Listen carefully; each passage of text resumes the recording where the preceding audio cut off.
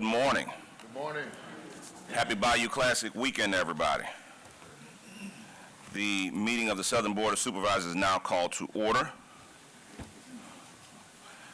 I'd like to recognize Pastor Reginald Nichols of Olive Branch Baptist Church in Algiers, Louisiana, to do our invocation. Pastor Nichols is the immediate past president of the Cornerstone Missionary Baptist General Association and the vice president at large of the Louisiana Home Foreign Mission Baptist Convention. That convention has over 300 members, and its former president sits on our board, Reverend Talbert. Pastor?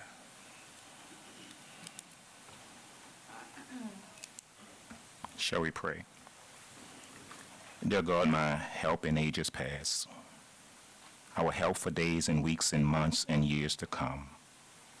Heavenly Father, I come to you this hour of the morning to thank you for allowing us to see another day.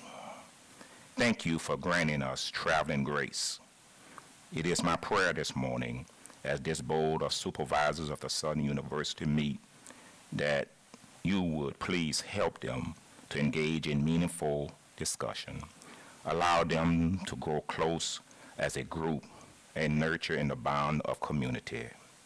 Give them the patience to listen openly without prejudice, and give them confidence to discover and to explore new possibility.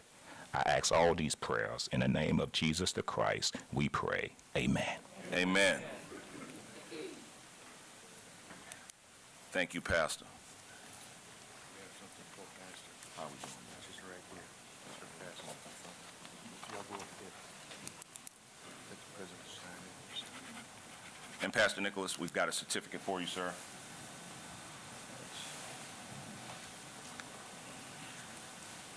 Let's do that right.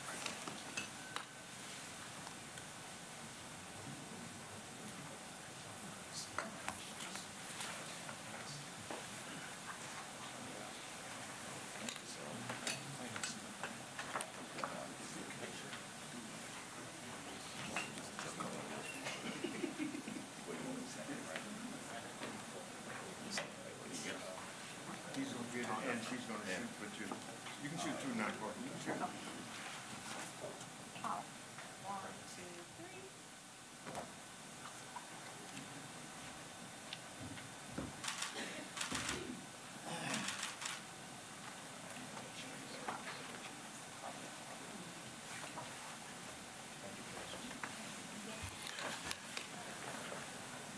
We'll now turn to Dr. Whitfield for the Pledge of Allegiance. Could everyone please rise? I pledge allegiance to the flag of the United States of America and to the republic for which it stands, one nation, under God, indivisible, with liberty and justice for all.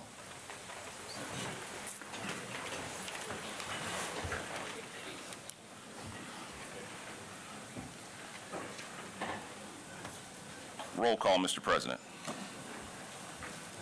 Yes, Mr. Chair. Attorney Edwin Shorty. Present. Dr. Randy Whitfield. President. Attorney Jody Amedee. Mr. John Bartholomew. President. Dr. Leroy Davis. Mr. Raymond Fondell Jr. Here. Ms. Nadia Foster. Present. Mr. Sam Gilliam. Mr. Richard T. Hilliard. Here. Mr. Myron Lawson. Present.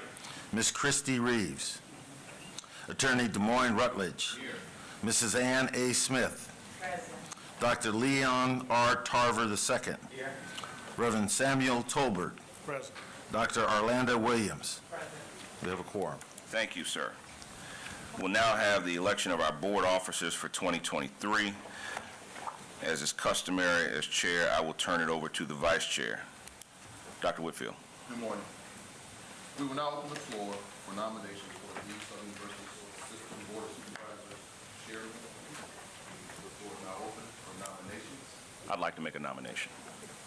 It has been my privilege and honor to serve as this board's chair, and I've enjoyed doing it for this past year, and it has been an amazing experience. But it is very taxing on one's time, and there are limitations that we all have to realize that we have. And in that stead, I think I have an individual who has served this board for many years and has done a phenomenal job in his past service, and I'm sure he will do a great job as chairman. And I would like to nominate Mr. Myron Lawson. Are there any other nominations for the chairman?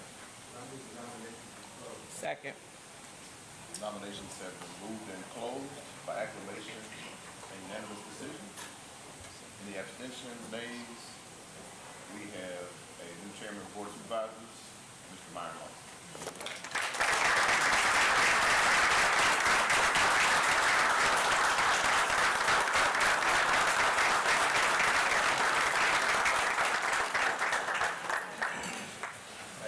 We'll now pass the gavel back to my chairman, Edwin Shorty. Thank you, Mr. Vice Chair. I now have nominations for Vice Chair. I would like to nominate Dr. Ronnie Whitfield to continue serving as the vice chair of this board. Seconded by Ms. Ann Smith. Nominations are now closed. All in favor? Aye. Any opposed? Congratulations, Dr. Whitfield.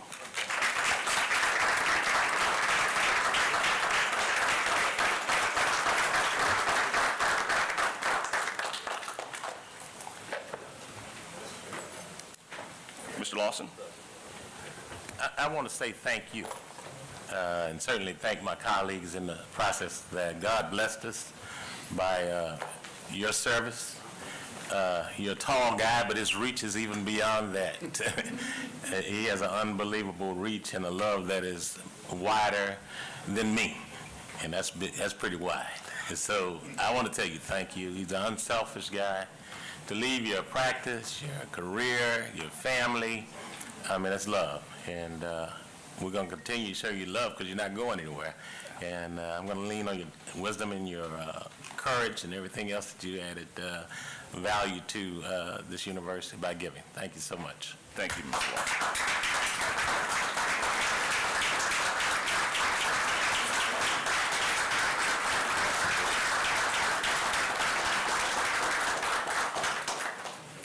Thank you, sir. Thank you. Dr. Whitfield, any words? And the words are not about me, it's about Ed.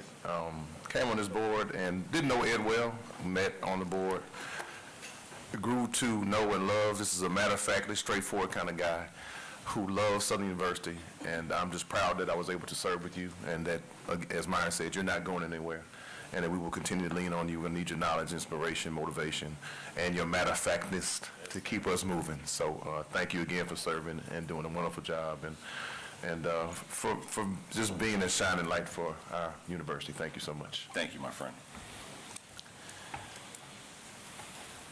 Now can I have a motion to adopt the agenda? Moved by Rutledge, seconded by Mr. Fondale. All in favor say aye. Mr. Chairman?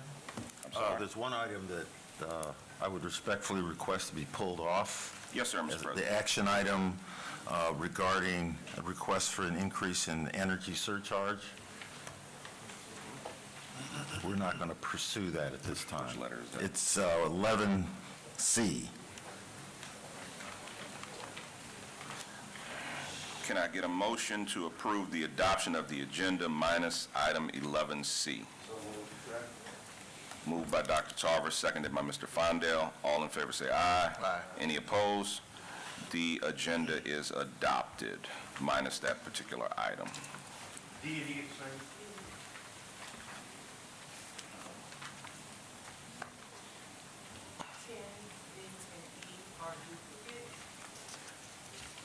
D and E? Oh, yes.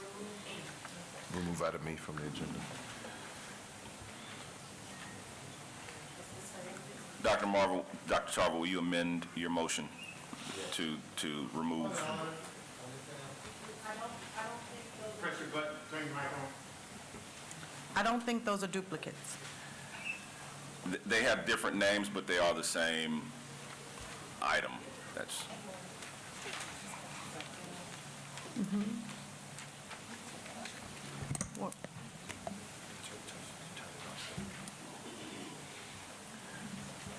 tell you what, why don't we just go ahead and move forward? And we'll get to that when we come to it. The 11C needed to be removed, so we'll keep it moving. There are comment cards in the back for any public comments. Dr. Renee is walking around now. If there are any public comments. The comment card right in the corner.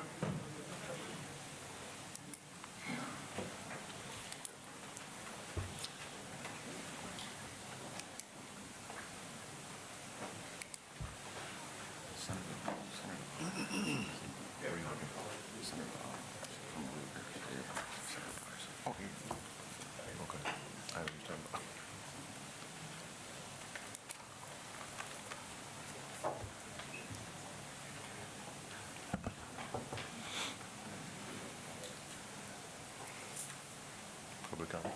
Are there public comments? They're writing right now. Okay.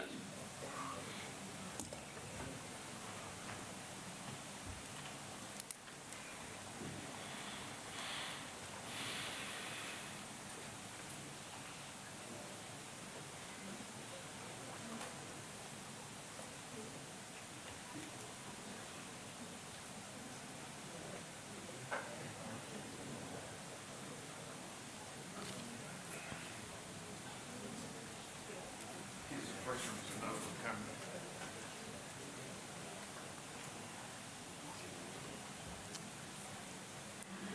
Professor DeVerne, please, sir, your public comment.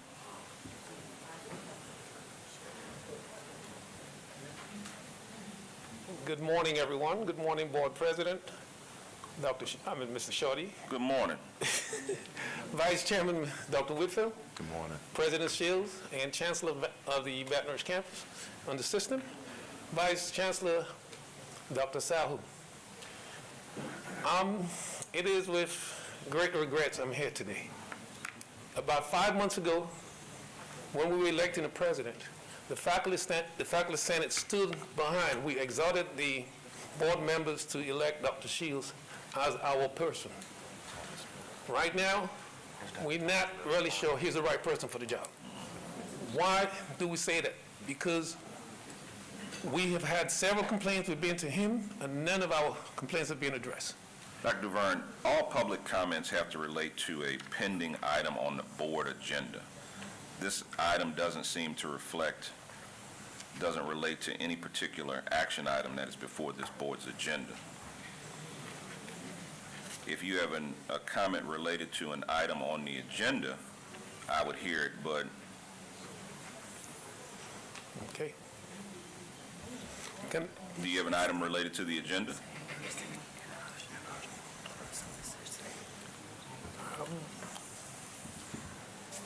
I'm sorry, sir, all the public comments have to be related to the agenda. Okay, I'll come back later next. Thank you, sir. Thank you. Mr. Thomas Miller. I was going to speak on the structure of the system, and my point is related to what Dr. DeVerne just expressed. So I assume that since there's no particular item that we're addressing. Yes, public comments have to be germane to the agenda items. Thank you, gentlemen. We'll now move to our greetings from Dr. Rick Gallo, President of Grambling State University. Good morning, Mr. President. Good morning, Mr. Chairman, Mr. President, Chancellor, Vice Chairman, Chairman-elect, past Chairman. Everybody. I think I've been spending too much time at church. I need to establish protocol to my Southern University family.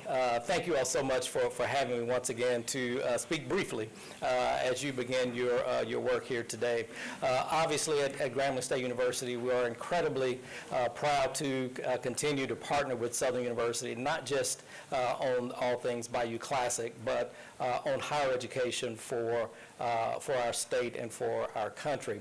And as we look at the work we're doing with the HBCU Advisory Council, for instance, to have both our public HBCUs as well as our private HBCUs partnering together, I think we all recognize and appreciate the fact that we have to be here for one another.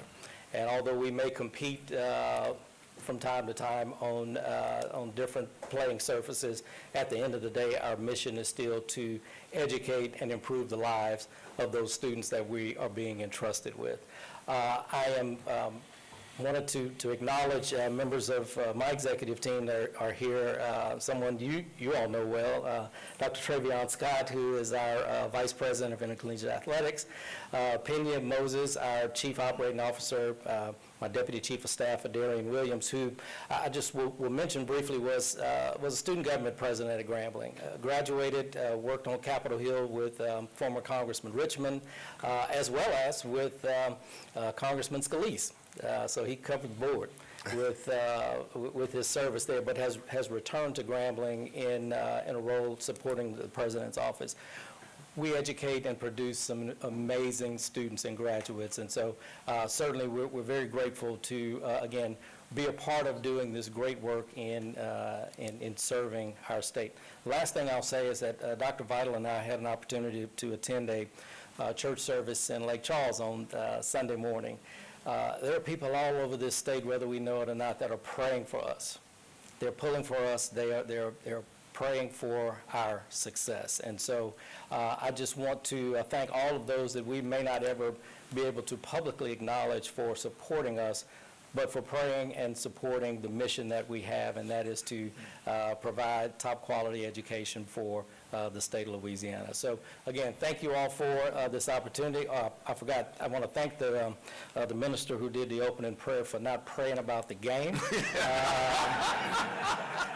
I think the first time former Chairman Rutledge invited me, the pastor put a pretty strong prayer in, and it didn't turn out so good for us that year. So I'm thankful to him that he just prayed for us all. So look, thank you all so much. God bless you, and have a great day. Thank you for the opportunity. Thank you, Mr. President. That's the secret right there. I would say that the president of the association that pastor belongs to sits on our board and has been praying for us. So, I would like to recognize a few friends and elected officials that we have with us. I see Senator Ed Price. Thank you.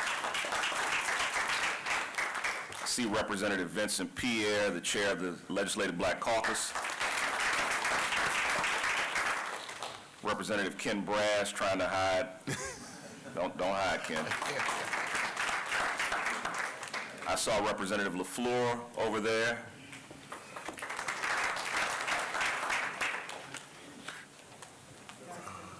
He's out the river parishes. Miller. Representative Miller. And is Representative LaFleur still? Yeah, she stood up. Oh. Any other board members want to recognize? Mr. Fondale. Yeah, thank you. At this time, I'm going to ask Ms. Renee Masson to come up. She's presenting Phil Henderson and Desmond Mullins. They're the first all-black Everest expedition to summit Mount Everest, number 7. Members of the team, doubling the previous number of 10. So we just wanted to recognize them being here. If you would, you could have a word. Good morning. Good morning. Good morning. We're just happy to be here. These gentlemen, they're the superstars. I'm just here with them representing Full Circle Everest Expedition. They are the first all African-American, all-black team to summit Mount Everest. So I'd like them to just say a greeting. And this is Phil Henderson. My blessings. Thank you. Thank you. Hey, thank you guys. It's awesome to be here. Thank you for coming. I just wanted to say, for one, just thanks for having us here for your board meeting. I'm learning a lot. I actually sit on 2 boards, and I'm learning things already sitting in this board. Because I live in Southwest Colorado. I don't have the mentors like that sit in this room, so I really appreciate y'all giving us the opportunity to be here. And, 20 years, almost 25 years ago, I was working at UC Berkeley, and I approached the athletic department about outdoor education. And since I have the time here, I just really want to kind of put in a plug because we're really missing something in the outdoors. I've worked in the outdoors for 3 decades, over 30 years, and I've seen very few black people in the outdoors, okay? And I made this my life's work, and so I just want to put that plug in for all the HBCUs, Southern and Grambling University, to really look at outdoor education for their students. I think it's a next step. I appreciate the time. Thank you. Thank you guys for coming. I'd love to have you come up so we can get a picture. And I think Chancellor Pierre McMeans is going to sign up for the next expedition.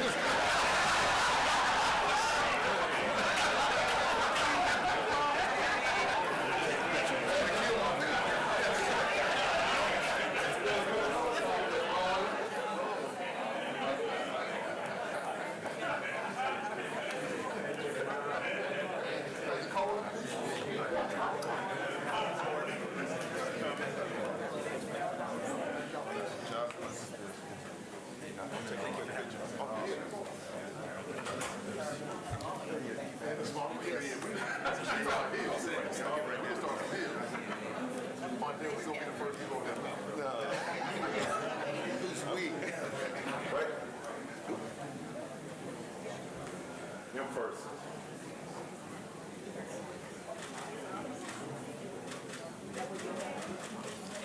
Right here?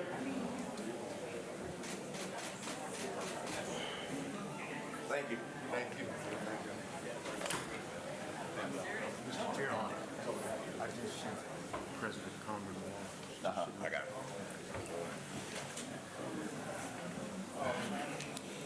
So, there's another person I need to recognize, and I never want to skip over my SUNO alum. The president of Tougaloo College, Dr. Carmen Walters, is also present. Dr. Walters.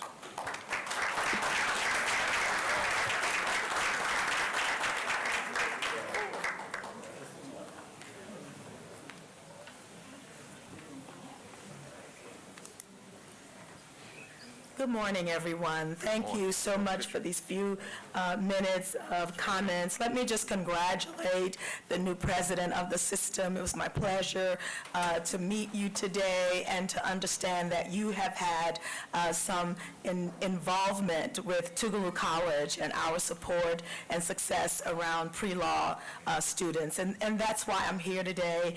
I come back every time because we are really trying to strengthen our relationship with historically black colleges as a private HBCU who has 44% of the African-American doctors in the state of Mississippi attended Tougaloo, and 34% of the African-American lawyers in the state of Mississippi attended Tougaloo College.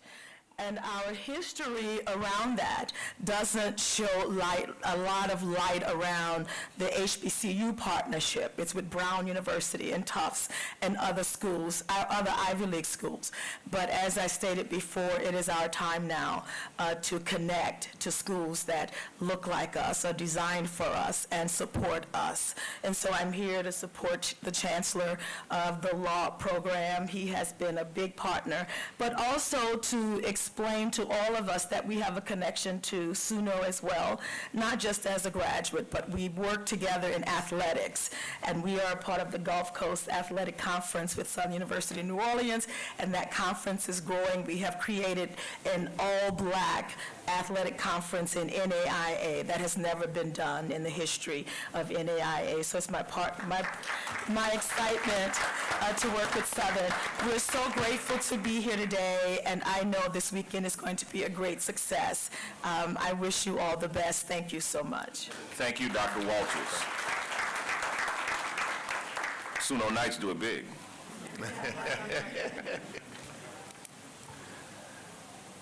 Now I'd like to turn to Chancellor Ammons for the Above and Beyond Award. Thank you, Mr. Chair, members of the board, and Let me also say congratulations to Chair-elect Lawson, and also congratulate Dr. Whitfield on his reelection. To present the Above and Beyond Award, I'm going to call to the podium Dr. Gregory Ford, Vice Chancellor for Academic Affairs at SUNO.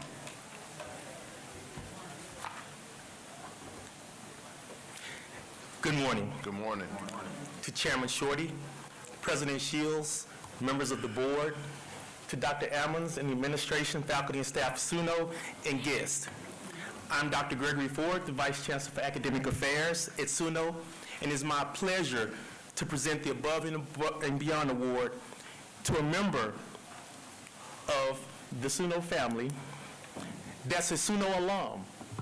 She's also a member of the library staff and a member of the museum staff. Ms. Erica Witt, please come forward.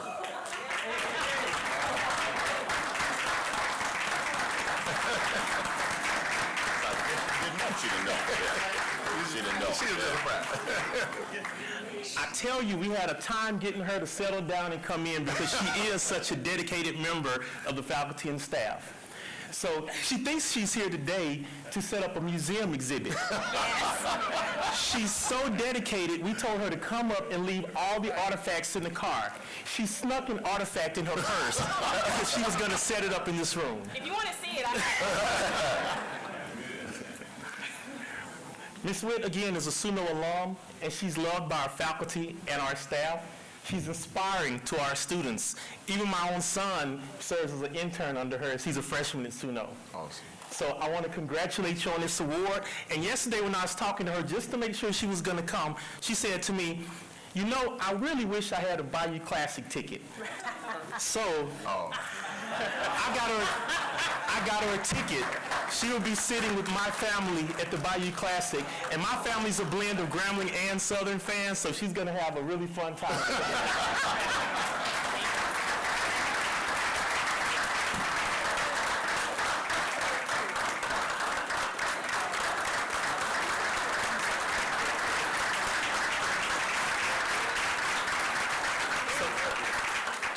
So I'm going to yield about 30 seconds to our supervisor, Ms. Shatikwa Mosby Wilson, and ask for a few comments from Ms. Witt. My comments are musical. I hope everyone can hear it, but if no one else hears it, I need Erica to hear it. I know that you long for one person to see you get this award. So all I can do is play the chorus of the song that you and her shared. From me and your mother. We love you.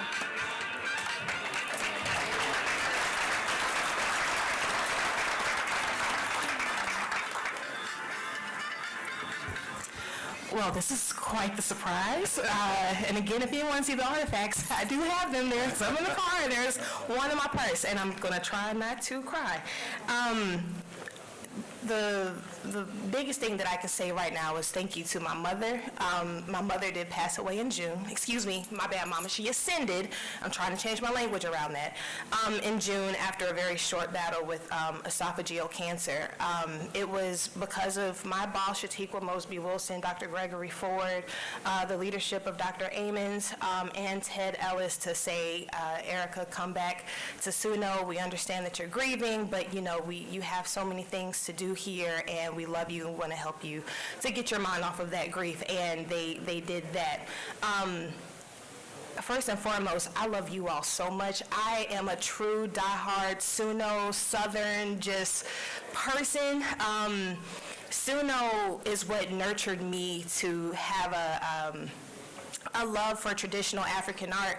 Again, before I came here, I was at a small college in Tennessee. Once I got here, I didn't realize that we had a beautiful African art collection at Southern University at New Orleans, also in Shreveport and in Baton Rouge. You should see all of our museums, just FYI. And under the leadership of Dr. Hollis and Dr. David Reap, I grew and I became a specialist in traditional African art. So I really and museology. So I hope to be able to extend my love, my passion for our artifacts, our history, our legacy to you all. Please be sure to come to Sonoma. We just opened and we're very proud. Also, we do have African artifacts in the library too, so we hope to see you there. And again, I'm just very honored. And I'm kind of shaking right now. And again, I have that artifact in my purse if you want to see it. But thank you all so much. I am very honored. I love you all. This couldn't have been nothing without you all. Thank you. Thank you. Thank you.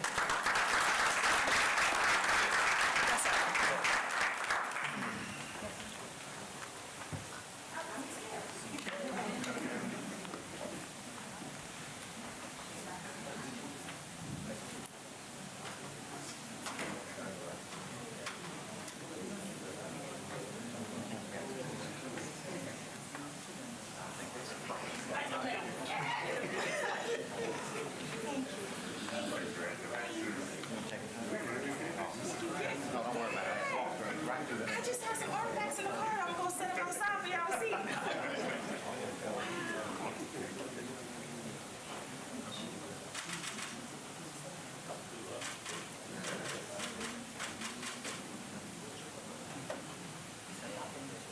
Thank you all so much. Oh, got somebody over there? Oh, thank you all. Thank you. Thank you. Thank you. Thank you, sir. Thank you. Thank you. Thank you. Again, artifact in the purse, you want to see it. And if I could, while we're walking back, you have a number of people that came to support her today, so they can stand up.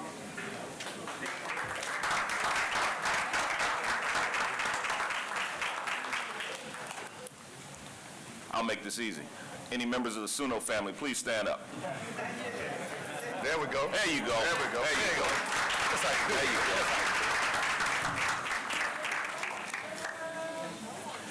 We'll now turn to our special presentations.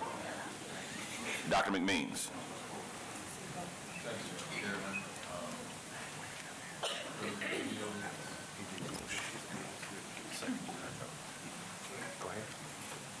Thank you very much. Good morning. I'm excited to present to you two innovative partnerships that we've entered into. I stated when I came in 3 years ago as Chancellor, we wanted to be intentional about partnerships and philanthropic giving. And these two entities that I'm going to recognize today, they are definitely in making an investment in the College of Ag, our students, and the Ag Center. The first partner I will recognize is no stranger. As a matter of fact, they presented a check to support our students last year at this event. And I want to make sure that everybody's listening when I say this. They hold the title, the McBride Sisters. They hold the title as the country's largest black-owned wine brand, the McBride Sisters. It's good wine? Okay, I heard that in the background, good wine. And as I talked to my mother this morning, she's coming over for the Classic. She said, I want to see three things. She said, I want to see the game, and she said, I want to see the halftime show when that guy leans back and his helmet touches the ground, and I want to see Robin. And so I think we're going to make all three of those happen today. And so without further ado, I'm going to turn it over to Dr. Marshall for a more formal introduction.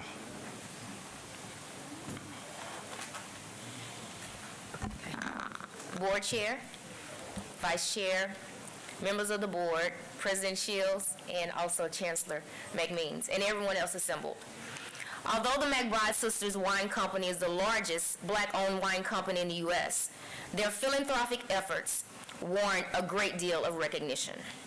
In 2019, the McBride sisters, Robin McBride and Andrea McBride John, established the She Can Fund with one mission in mind: to transform the industry, lead by example, and cultivate community, one delicious glass of wine at a time. In 2021, the She Can Fund established its first partnership with Southern University's College of Agriculture, Family and Consumer Sciences and the Southern University Agricultural Research and Extension Center.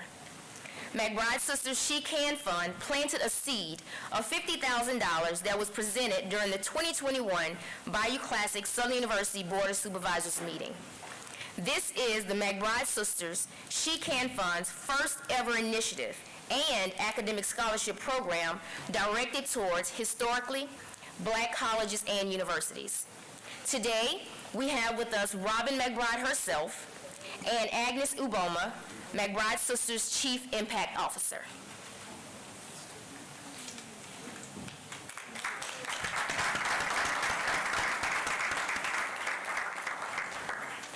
Good morning.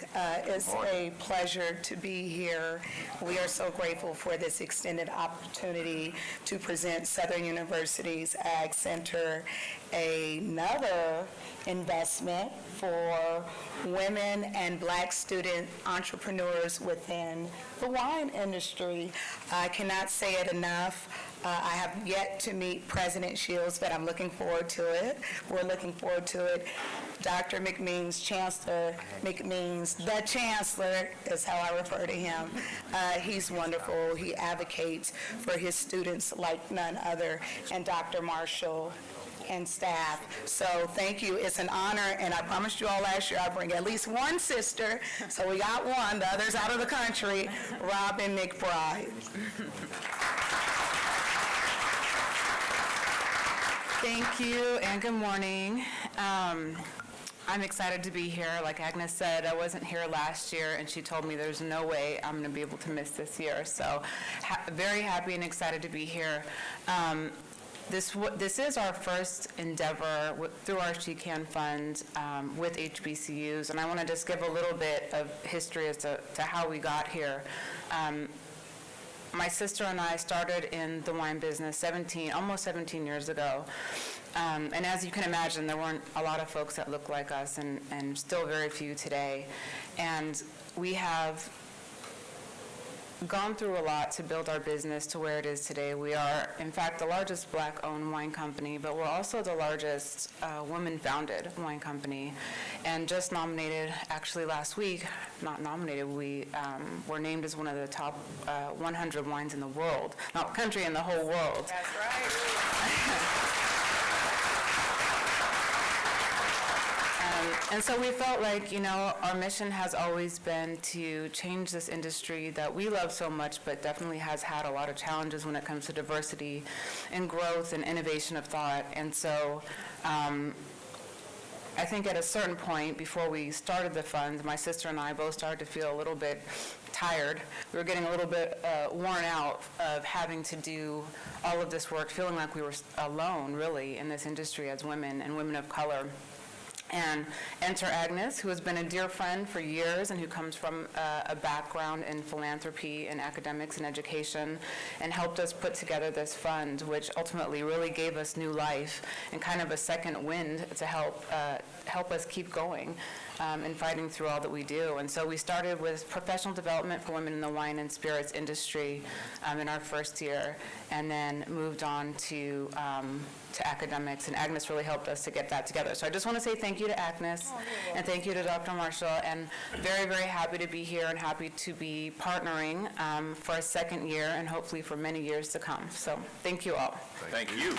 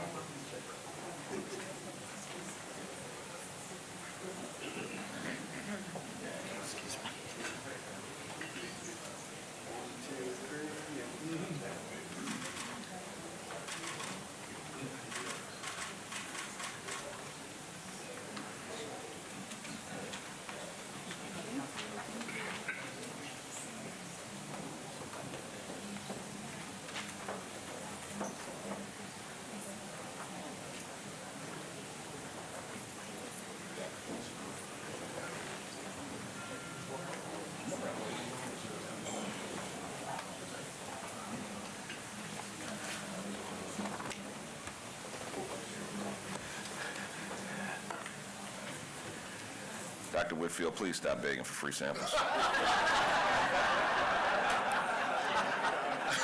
No comment, y'all, no comment. Between Des Moines and I, we take care of the samples on this board. I'll buy you a couple of bottles, dude. All that begging.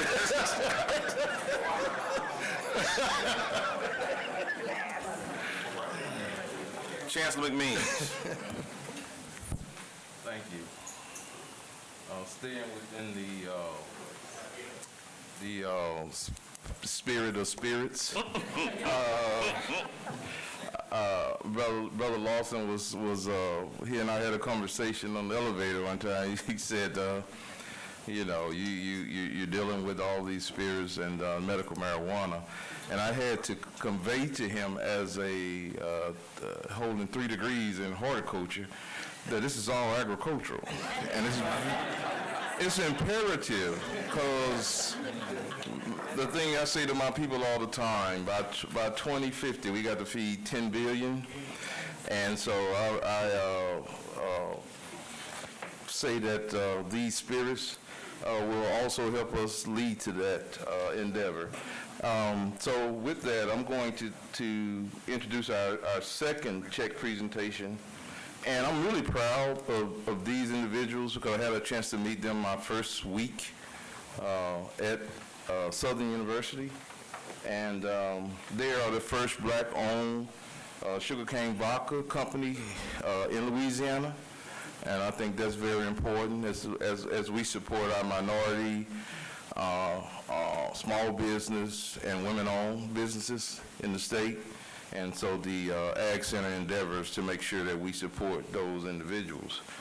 So this vodka company is sold in many retail stores and now starting to branch out, and we hope that they are on the precipice of becoming international as it relates to their vodka. I don't know anything about the vodka. I have not. It's good vodka. So I will ask that Dr. Katera Williams come forward and do more of a formal introduction. Good morning, everyone. Happy Bayou Classic. They have me doing the vodka. We brought you wine, and now we're bringing you vodka. Mr. Chair, Vice Chair, Chair-elect Lawson, members of the board, all others who are assembled this morning, thank you all so much for giving us the opportunity to make this presentation. It gives me great pleasure to introduce to you Matador Spirits Legacy House Vodka, who are our newest partners, as Dr. McMeans said, as we continuously work to diversify our advancement portfolio.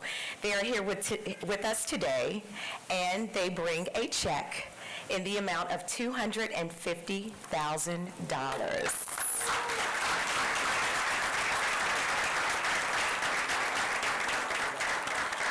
And as the Chancellor said, this is all aligned with our main goal of seeking to expand our tripartite mission of teaching, extension, and research. And so we are very happy to have them with us.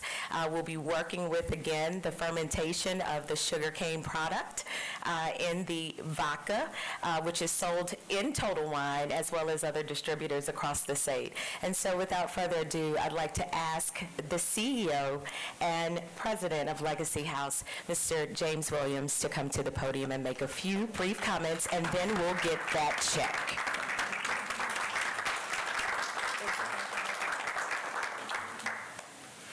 Good morning to the board, chairman, and everyone in attendance. We are so excited about this partnership with the Southern University Ag Center. Over the last year, we've had a great journey with Chancellor McMeans, Robert, Dr. Toledo, and the entire Southern University Ag board. We'll be doing research behind sugarcane and fermentation and distilling. And I just want to thank Chancellor McMeans for having us, thank the board, thank Southern University. And at this time, Matador Spirits, my team, my partners would like to pledge $250,000 to these efforts and the Southern University Ag Center.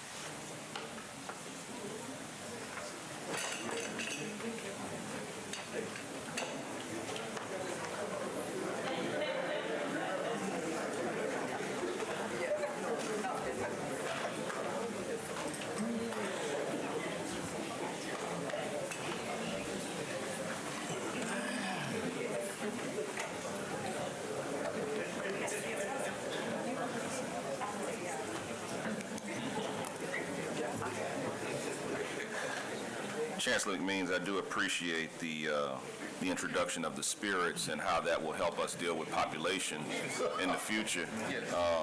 From a psychoanalysis standpoint, that will help us deal with increased population. We appreciate that.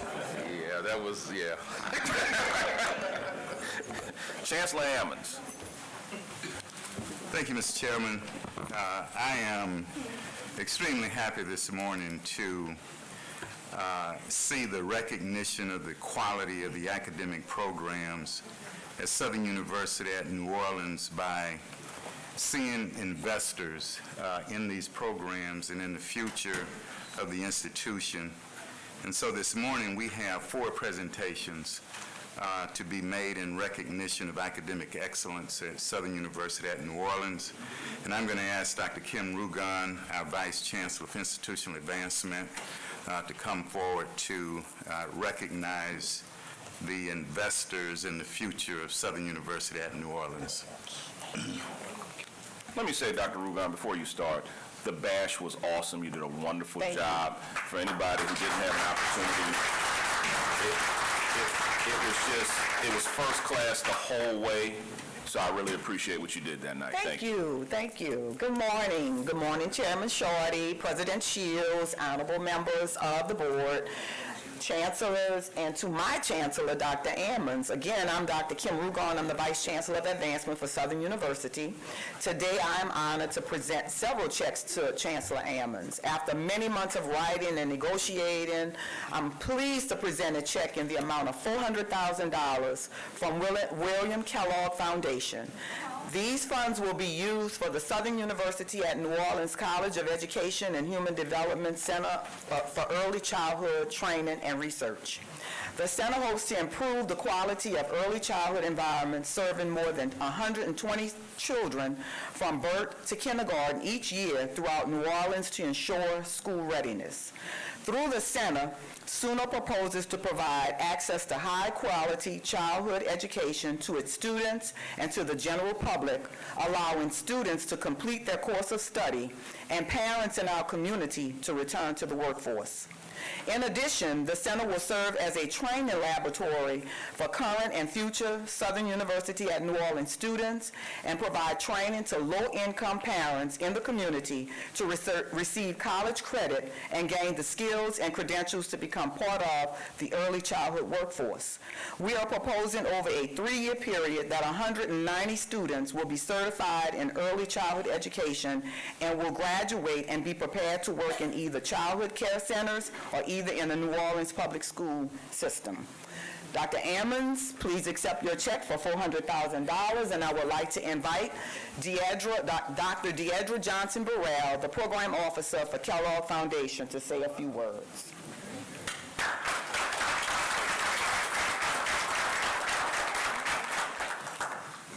Good morning. Good morning. And happy Bayou Classic weekend. Right. It is my honor to be here at the nation's only, am I right, historically black university system meeting. So congratulations and continue to do the good work.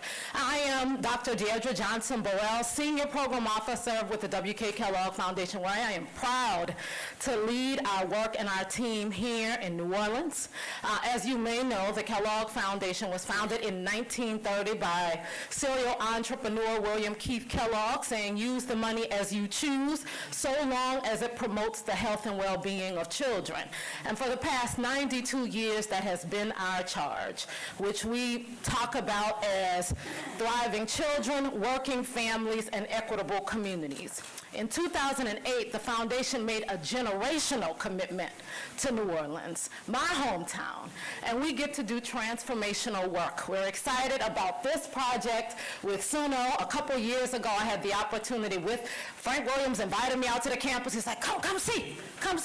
And I saw the beautiful facility that is planned for young children. I said, okay, what can we do?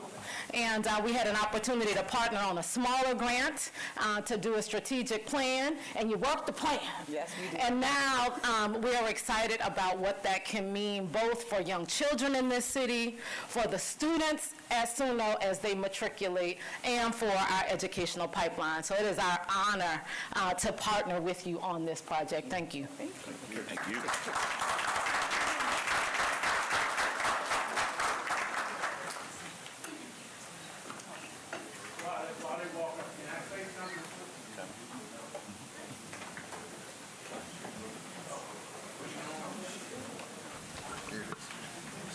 Yes, I just want to say that back in '08, before that, I was a part of that planned meeting for the W.K. Kellogg Foundation.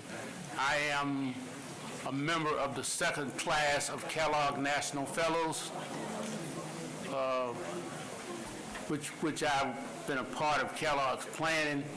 The focus was to change the direction of the Kellogg Foundation, which was focusing primarily in the Midwest, particularly the state of Michigan, and in the southern part of the world.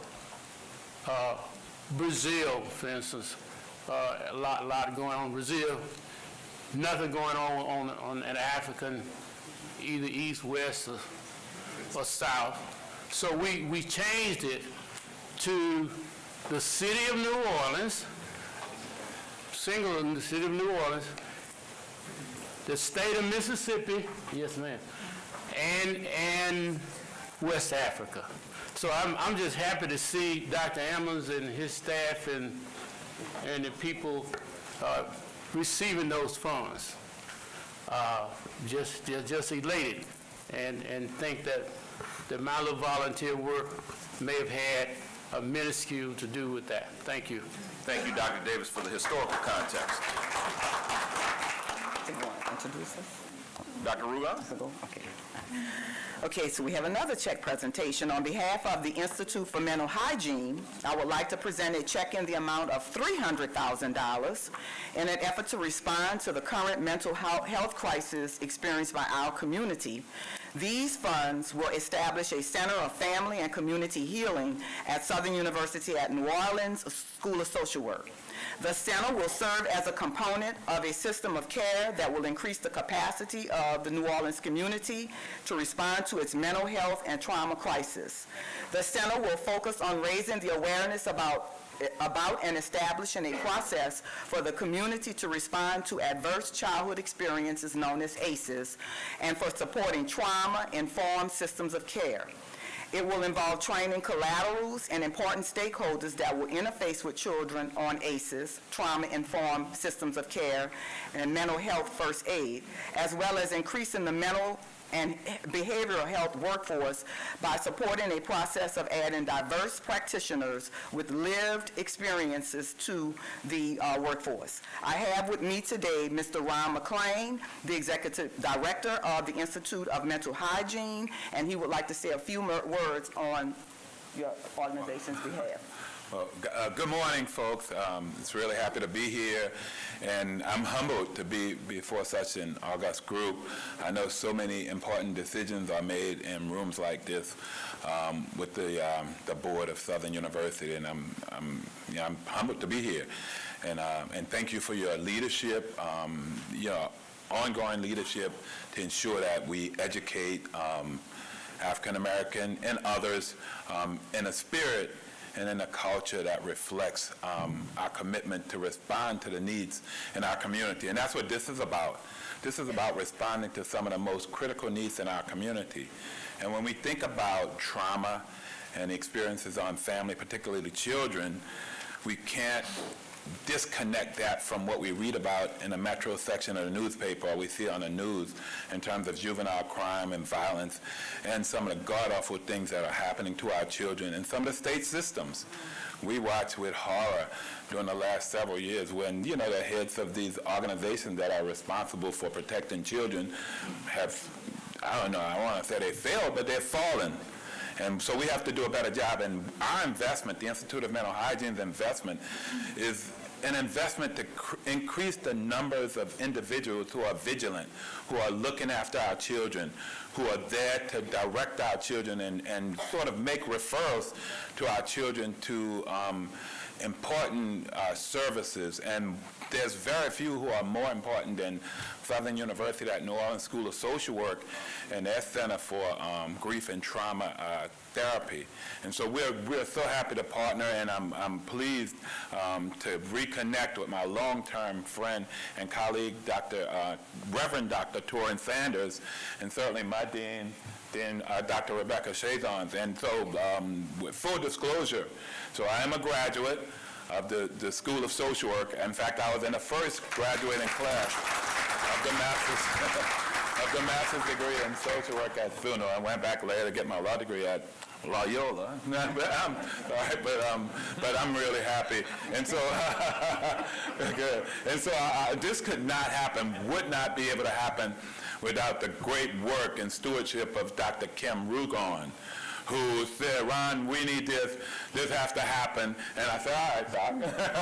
So I'm humbled again, and I'm really pleased to support an effort to improve conditions in our community in the same spirit that Southern University has done for many, many, many years.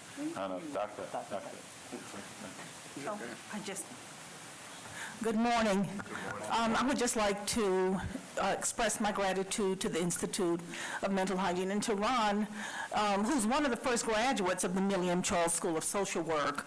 And he has really shown and demonstrated today, what it means to be a graduate of our MSW program. Because what he's doing stands for everything that, he's learned and that he's been taught and then that he is now sharing with our community. So thank you so much to I'd say Attorney McLean, probably soon to be Dr. McLean. Thank you so much. And I'd like for Dr. Sanders to say a few words. So with the Grief and Trauma Center. Well, time has been well spent, but good morning, Board. Good morning, Pastor. Dr. Torrance, my friend, Mr. Chairman. Again, I serve as Associate Professor at the School of Social Work, as well as Director of the Bachelor of Social Work Program and Director of Center for Grief and Trauma Therapy. And this grant will help us to go to another level. The center already trains master's level social workers in getting their expertise in grief and trauma therapy. This will help us to go to the community leaders as such, second line people, coaches, teachers, and others, and sensitize them to a greater way to grief and trauma and the ACEs so that they can be also greater natural supports in the community. So we're excited. My friend Ronald McLean, actually he helped to supervise me when I first graduated. So the circle of life keeps going along. So thank you all.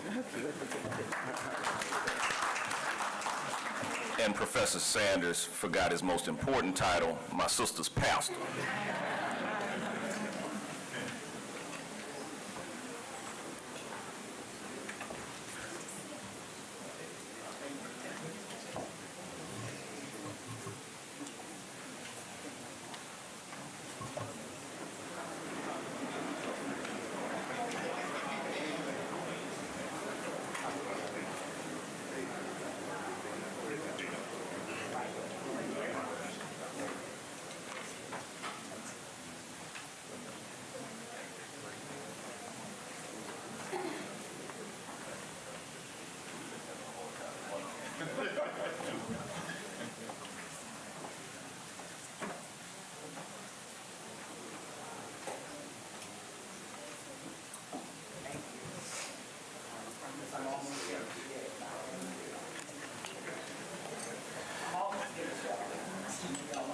I saw one other good elected official come in, my good friend Representative Kyle Green, and he's standing next to Donald Dunbar from the governor's office, a former member of this board.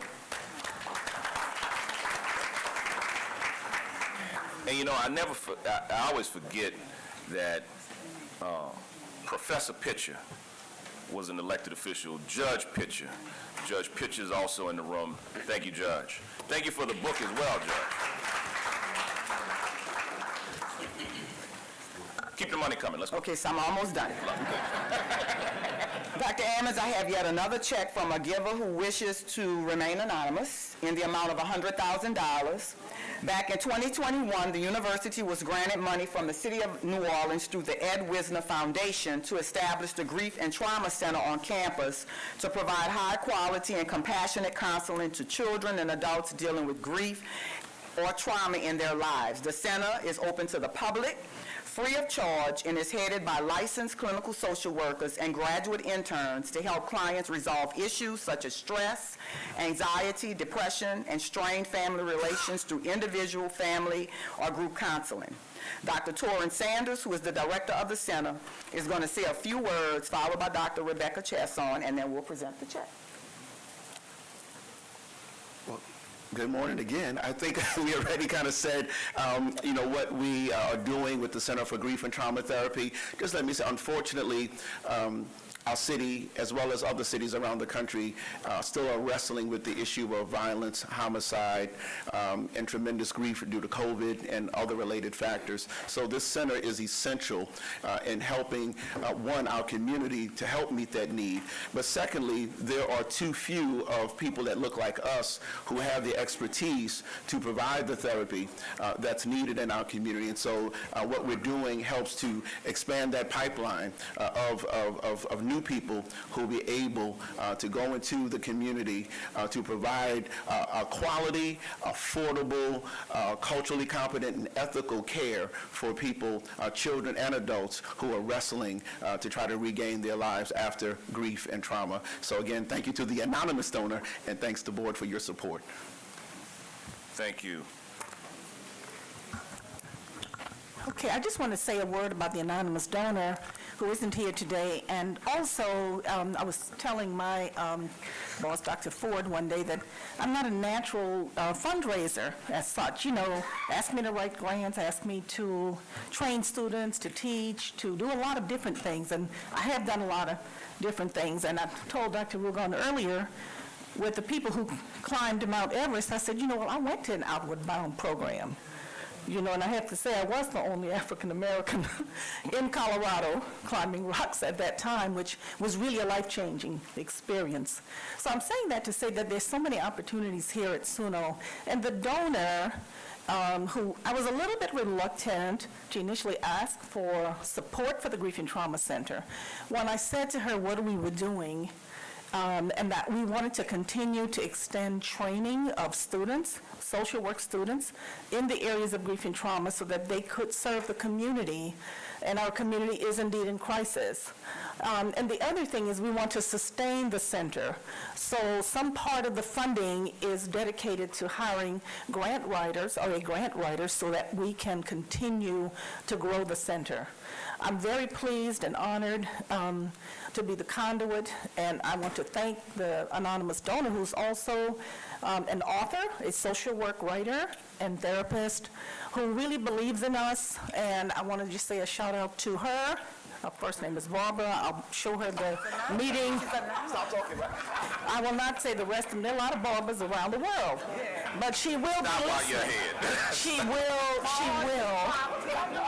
She will see this recording. So I wanted her, you know, to know how grateful I am, and the fact that she wanted to. She doesn't want necessarily for you to know, but she has been generous. So thank you so much.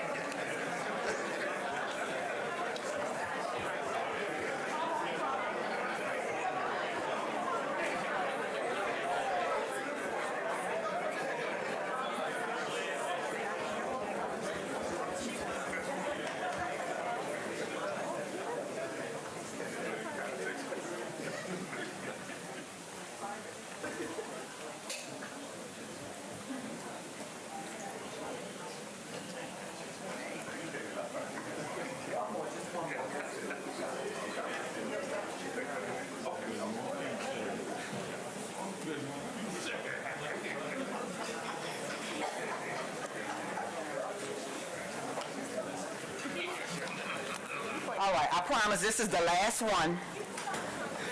Oh, you don't have to stop.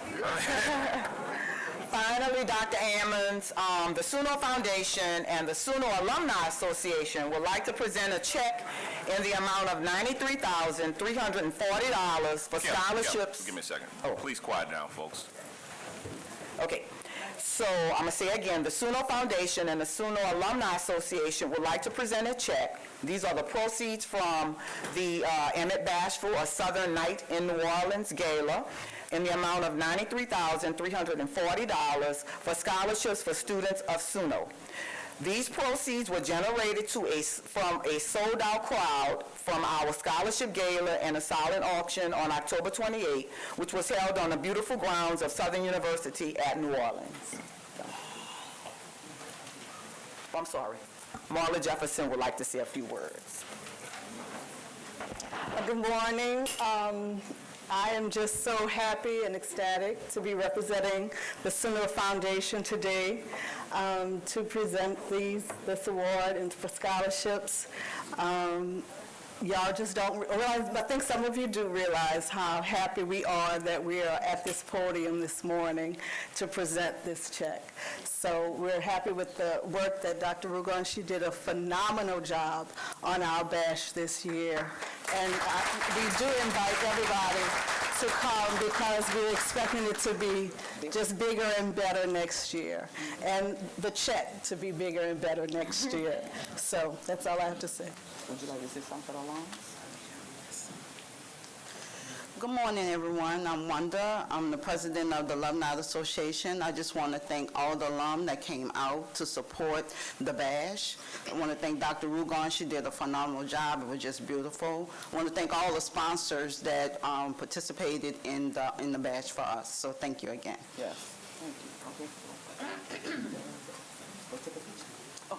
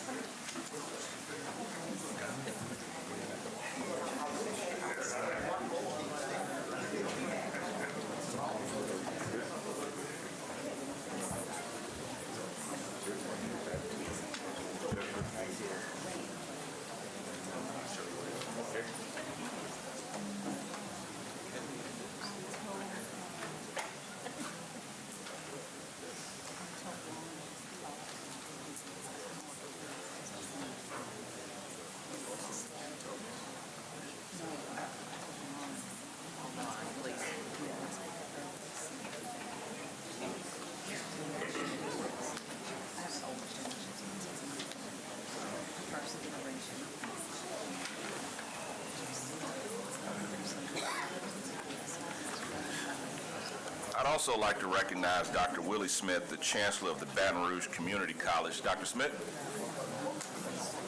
Where are you at, Dr. Smith?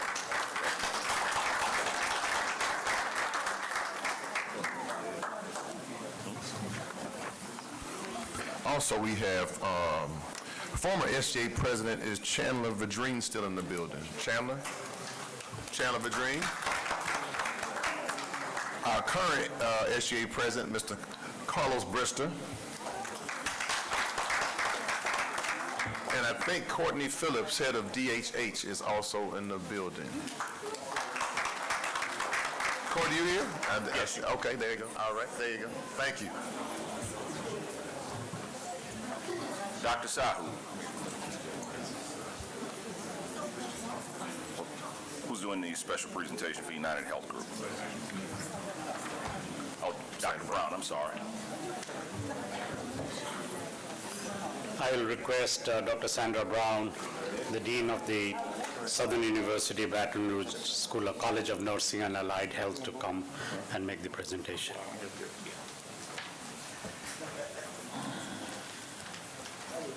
Good morning. Good morning. Honorable Chairman, honorable members of the board, President Shields, it is my distinct honor and privilege to be here, and standing with me is CEO from United Health Systems, Mr. Carl Lorette, Representative Dustin Miller, Representative Vincent Pierre, look who's here. Dr. Julie Moriel, didn't see her. I understand that we're going to be getting a check from United Healthcare System in the amount of $500,000.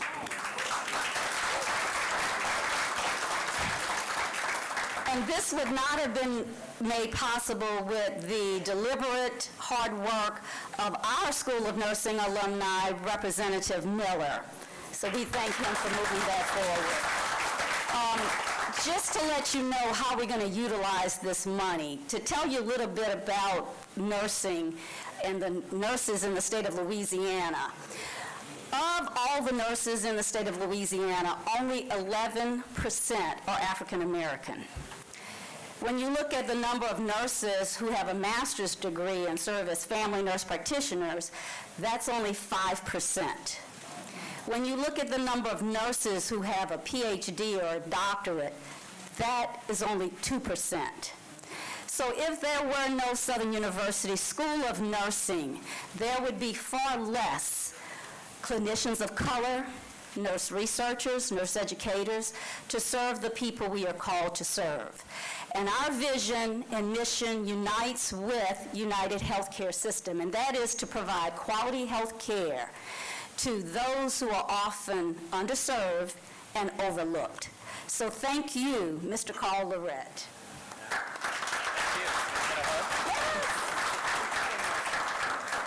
Thank you, and good morning. Good morning. To the board. I am honored to be here. Dean Brown, thank you so much. I'm the CEO of the United Healthcare Community Plan of Louisiana, and representing the state of Louisiana, and I'm going to start out with Happy Bayou Classic weekend. Go Jags. Yes. I did see Grambling here, so go Tigers. You know, I represent the state of Louisiana. I found my closest powder blue tie I could get to, and I told Representative Miller I got a new Southern Jaguar t-shirt for the game. So I'm looking forward toward the whole experience. We represent one of the largest Medicaid health plans here at over 550,000 lives in Louisiana that are Medicaid or dual eligible. And I can't be more proud of the work we do, and I'm represented our Chief Medical Officer, Julie Moriel, Lynette Howard, who runs our maternity clinical section, and one of our great stars in operations, Alicia Briscoe. So thrilled to be here. And, you know, when you think of United Healthcare, a lot of people think, hey, we're just this big insurance company. Some confuse us with the airlines. But we're a lot more than that, and we want to be a lot more than that. So when you think of our mission, it's helping people live healthier lives and making the entire system easier. I think everybody experiences that. So we have a goal and mission on that. But we have a bigger challenge, and that is we need to make sure that our workforce reflects the diversity of those members that we serve. Yet in Louisiana today, and you heard Dean Brown, and if you look at Secretary Courtney Phillips' 2022 business plan, you see the significant gap. It is there, and we're to help change that. As she said, when you look at the state of Louisiana, those that identify as African American, it's about 33%. However, when you look at the nurses, registered nurses, it's 16%. Physician assistants, it's 4.5%. This has to change. So why does this matter? I think everybody here knows that. Representation matters. Absolutely. And our efforts to diversify the healthcare workforce will promote health equity and reduce disparities. We're committed to cultivating healthcare workforce that reflects the growing diversity of our population to ensure that all communities receive the highest quality care and foster greater trust and better communication between our diverse membership and providers that serve them. So, to highlight some of the things to show that we're more than just an insurance company, I want to highlight a few things that we've recently done. And earlier this year, United Healthcare Foundation has committed $100 million over 10 years to further advance more diverse health workforce, providing scholarships to support more than 10,000 underrepresented future clinicians. As part of this, and locally, we've just recently awarded 2 scholarship awards to students that are going to medical school. And if you've seen even more recently at the Essence Fest, we've invested significantly to have a presence there. And it's not only to educate the community about issues affecting their health, but also to bring greater awareness of healthcare careers, to recruit diverse and inclusive talent. And part of that, and if you're not aware, Dr. Mary Margaret Wilson, our top doctor at United Health Group, our entire system was a special guest panelist for that. And we're looking forward to the future work related to Essence Fest, the Bayou Classic, Southern University, and others. But that's just the beginning, and it's not the end. So with that, I am humbled and honored, along with my team, to announce that we're donating $500,000 to the Southern University School of Nursing to help the school implement its capital campaign to expand an already outstanding nursing school and lead the nation behind the efforts and leadership behind Dr. Sandra Brown.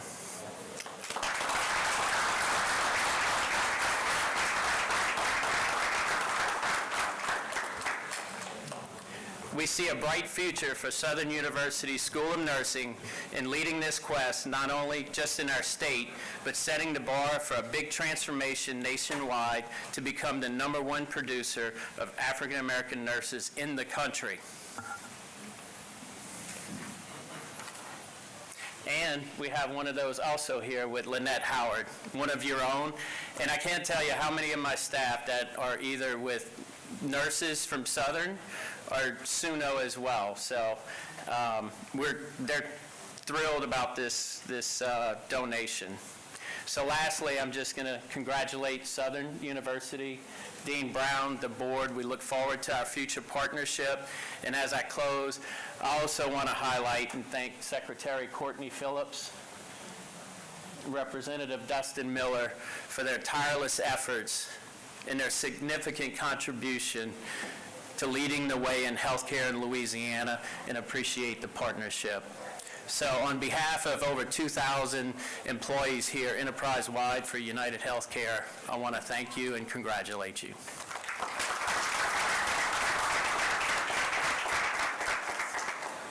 Good morning, board members.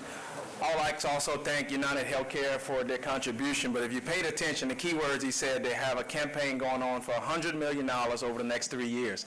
So although we're thankful for what he's given Southern in 2022, we're looking forward to seeing him next year with a couple $1 million check, right? Listen, you heard it, right? Listen, I'm excited to join you all and Dean Brown in trying to raise some capital to expand the nursing program. I think it'll be huge for not only the state, but the country, for Southern University to become the largest healthcare nursing graduate program in the nation. Under Dean Brown leadership, you all, we're right there, that close. So I'm excited to help her with this capital campaign and looking forward to getting this nursing expansion building done, and I'm just happy to be here. Thank you for what you do. Thank you.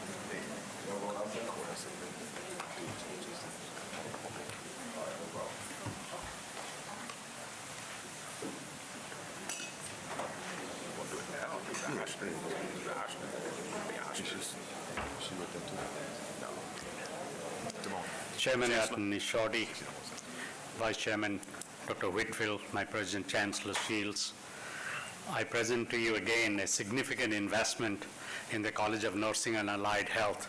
Please receive this investment, and to announce that, I'm again calling Dr. Sandra Brown, Dean of the College.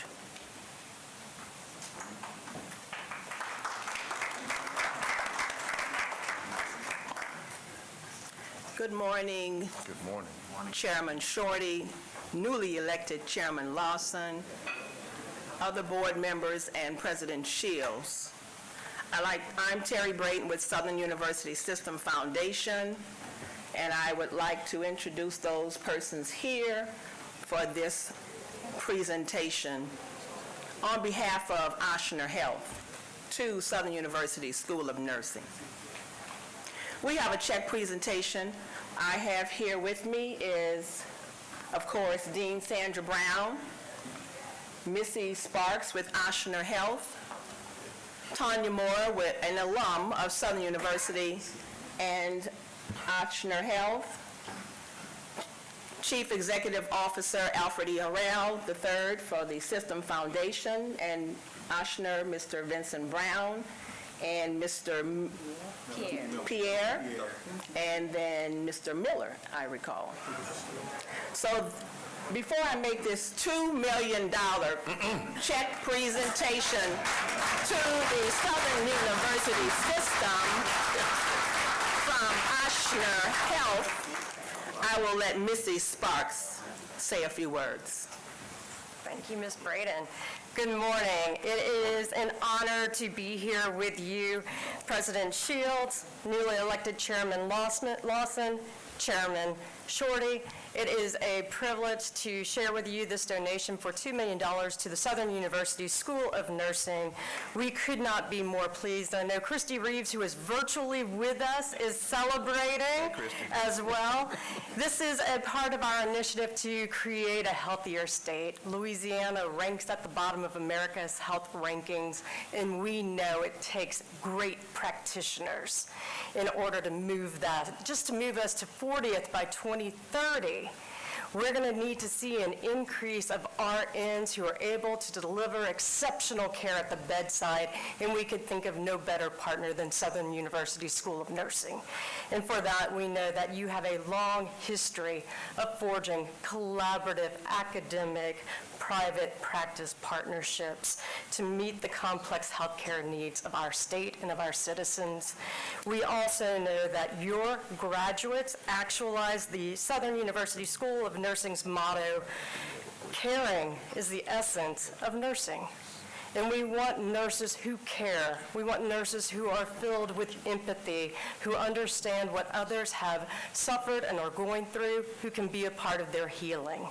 And for that, we are duly grateful to you, to Dean Brown, to Southern University, and we look forward to seeing these funds go to expanding the number of graduates coming out of the nursing school, to seeing these funds used to enhance your simulation labs so that your clinicians in training are getting exceptional learning experiences and where they can then apply those outcomes to the citizens of Louisiana. We know that we will be 1.1 million nurses short nationwide by 2031. This is the time to build our nursing corps, and we look forward to partnering with you now and in the future. Thank you. Thank you.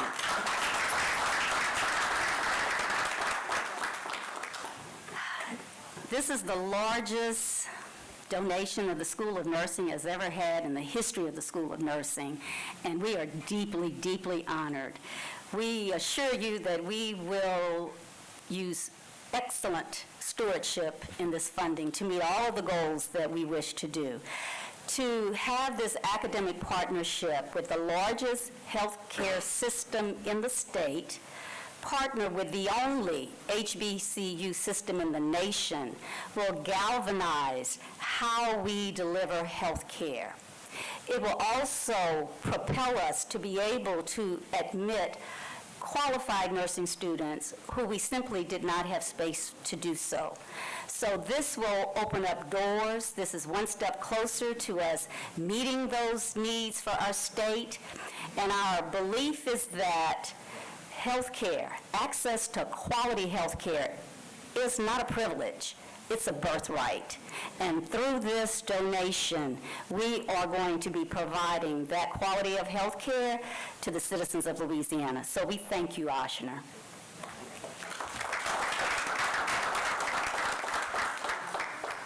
I think a lot has already been said, but I want to recognize Dean Brown for her leadership.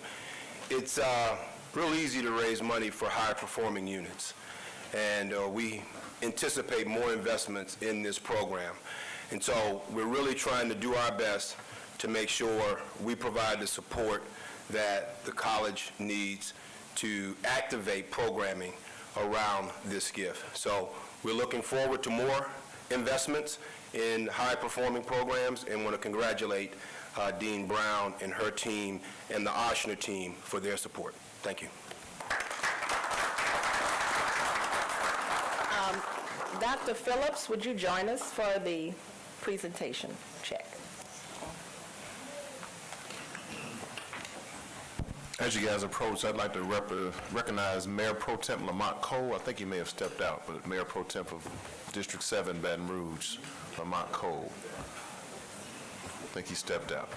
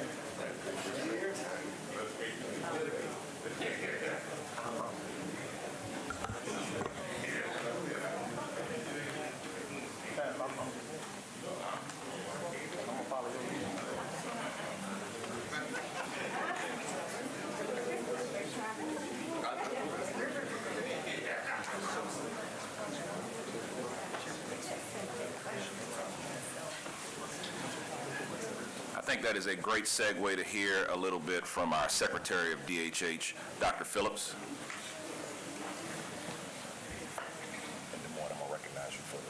Good morning. Thank you. Thank you, Chairman Shorty and distinguished members of the board. Thank you for the opportunity to be here, but most importantly, thank you to the SU family for the support that they've given me in the role of secretary over the last 2.5 years. While I'm from Louisiana, I had the opportunity to leave and serve as a secretary for 2 other states, Nebraska and Texas, and so coming back home March of 2020 in the midst of COVID was a very challenging time to return home. But the SU family wrapped around me and helped me to achieve many of the goals that we are seeing come to fruition and talked about today. I think it's really important that we understand the nature of healthcare here in Louisiana, and while our outcomes may not be what they need to be, the effort and support and work that we can do in the community is critical. And I think it's really important for anyone who has a relationship with any healthcare entity that we hold them accountable, that we ask them to come to the table. It really is important when we talk about health equity in the community on the ground. It's important that you get your own house in order before you go into those communities to serve. You will not understand what the community needs if you do not have that representation at your table. I'm fortunate that Governor Edwards has given me the opportunity to sit at the seat of LDH, and with that, we are very intentional in terms of our health equity as well as the representation. It's important that we continue to push our entities to ask them to arm the entities who are producing African American clinicians, administrators, and professionals in the healthcare field to support those initiatives. As Carl mentioned in our business plan, that is a key goal. We are achieving those outcomes, and the infrastructure and the investment that we've made with Southern University in that partnership, we are extremely thankful for. It includes everything from behavioral health services to the nursing program, as well as some of the other elements in terms of healthy eating programs, and of course, the COVID work that Southern University helped partner us with. I will say that while we are at the bottom of the list for most of the healthcare outcomes, it's important to understand what we did when we decided to be intentional around COVID. And it would not have been without the help of Southern University and many of our African American partners across the state. While our vaccine rates are not something to be proud of in this state, what we should be proud of is that the number of vaccines that we administered in this state exceeds the percentage of African Americans that we have in this state. We are ranked #1 in terms of health equity in terms of vaccines as it relates to COVID. If you recall earlier on with COVID, the number of lives that we lost in our community because of COVID. The efforts that you all put out to go into the community, to arm individuals with information, and to give vaccines allowed us to turn that around.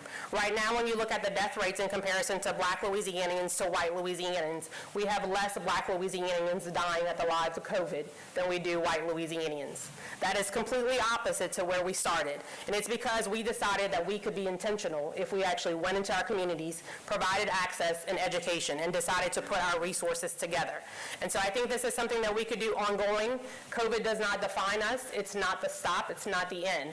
With this, we need to move forward, but we need the investments in our community. So I'm extremely thankful to United and Ochsner, all the other healthcare partners that partner with our department. I encourage them to come forward, and we will continue to push them to do so. So thank y'all for the opportunity, and thank you for letting me serve Louisiana.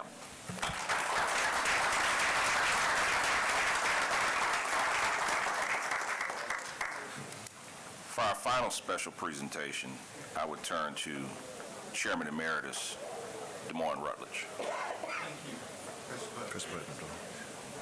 Thank you, Mr. Chairman. I'm highly honored to have been asked to make this presentation on behalf of our chairman and vice chairman and the entire board. In 1974, by way of a constitutional amendment, the Southern University system was created. And that called for, among other things, the impaneling of a board of supervisors, which I believe began its work in 1975. The inaugural chairman of our board was the Reverend Lionel Johnson, Sr. Not only was he the inaugural chairman, and I want those of us who have served as chairman to let this soak in for a minute, Mr. Chairman, he served as chairman 10 consecutive years. So that takes that will never happen again, you're right. But that takes a very special person, and he had within him so mixed all the elements to be able to do that and to do it with great success.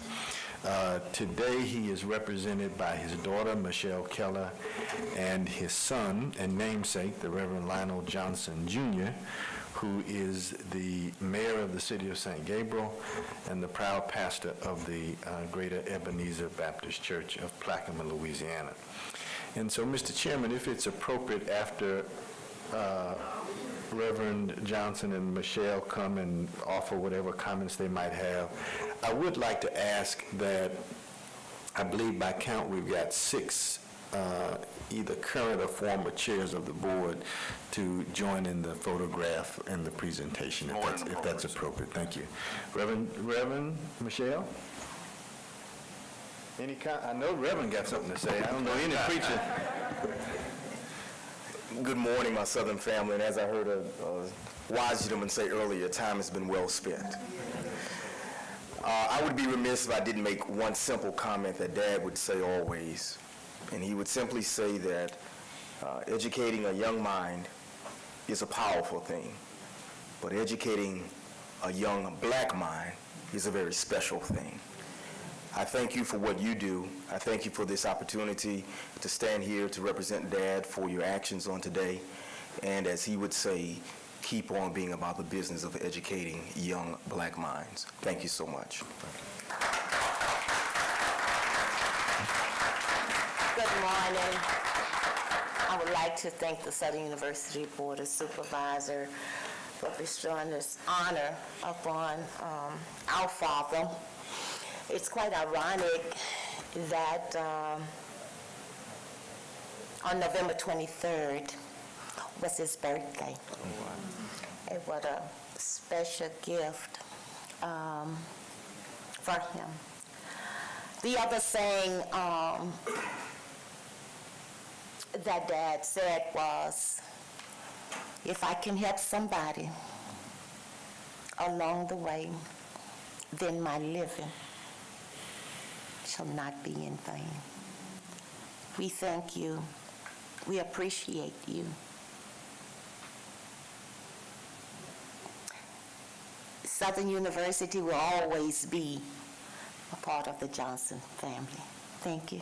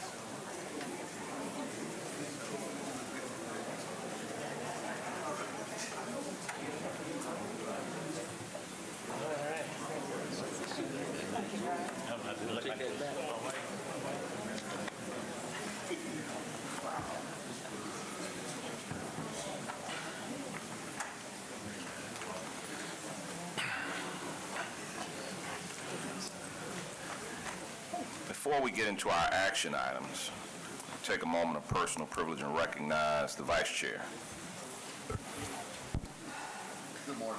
Good morning again, everyone. I'm going to make this brief. Southern Laboratory School will be celebrating its centennial on December 23rd of 2022, 6 p.m. at the Crown Plaza. In his absence, I'm going to read this for Director Herman Brister. The event will be hosted by comedian and teacher at the school, Carissa Marbury, and myself, Dr. Ronnie Whitfield, so that will be a treat.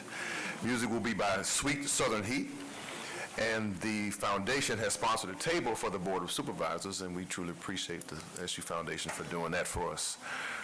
Currently, Southern Lab is preparing to play Vermilion Catholic, the #1 team in the state, and if they win, they'll be going to the semifinals. If you guys remember last year, we won 3 state championships, football and women's and men's basketball, so we are building a dynasty at the Southern Lab. The Southern University Laboratory School will host its Centennial Gala on December 23rd, 2022. Southern University Lab School began operations in September of 1922 under the visionary leadership of Dr. J.S. Clark. Located on the campus, the school was established to provide a training ground for university students enrolled in Southern University's teacher preparation program. In addition, the laboratory school provided and continues to offer exemplary elementary and secondary education for college-bound students. The Southern University Lab School District comprises 2 schools. The first is a traditional school located on the campus, the bricks and mortar of Southern University, and a virtual school that services students throughout the state of Louisiana, grades K through 12. Herman Brister, again, currently serves as director. So we would love to see you guys out on the 23rd in support. And as someone has said, we love the kind that jingles, but prefer the kind of money that folds, could be checks. I think the event, guys, is almost sold out, if not. So we would really love to see you guys out there and supporting these young people. And the date is December 23rd. And I think they said Des Moines committed to a check for $15,000. I don't know. We'll confirm that with you later, Des Moines. But I will be making so let me give you a little background. I went to University High School. I did 1 year Southern Lab. Parents moved on the other side of town. I actually graduated from University High School, but some folks think I went to Southern Lab. So there, I will be being harassed, and it may turn into a roast of Dr. Whitfield. But I will be making a contribution that night to challenge the Southern Lab graduates to see if they can match my donation. So you guys need to be there to see that. So thank you for that time. Thank you so much, Mr. Chair. Thank you, Mr. Vice Chair. Before we move to our action items, I see one of our former chairmen, Mr. Donald Ray Henry. Where? Oh, he snuck in. He snuck in. Sir Donald.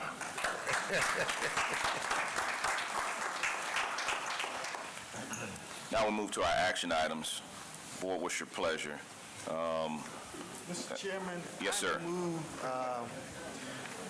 I move adoption of items A, B, D, E, F, G, H, Elemental P? I, and J. Can I get a second? You got a second? Second by Dr. Whitfield.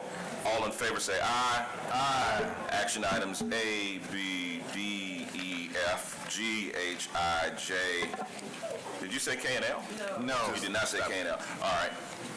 But I will add now action items K and L, so moved.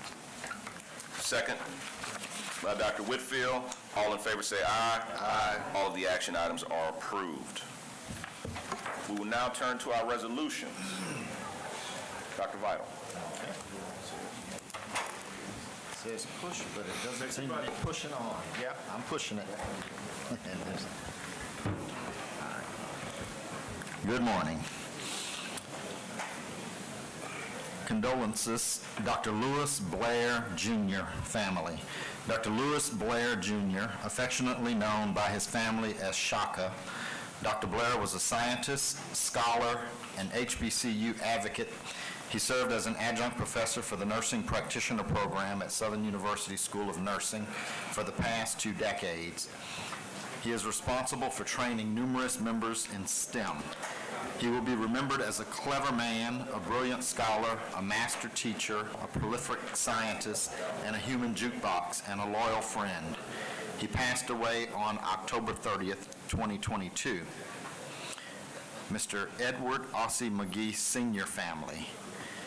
Edward Ossie McGee Sr., affectionately known as Ed, graduated from Washington Parish Training School in 1955 and moved to Baton Rouge, Louisiana to attend Southern University, where he received the bachelor's degree in elementary education with a concentration in special education. He was an entrepreneur. It is quite fitting that his love for serenity would be perfect tribute to a life well lived.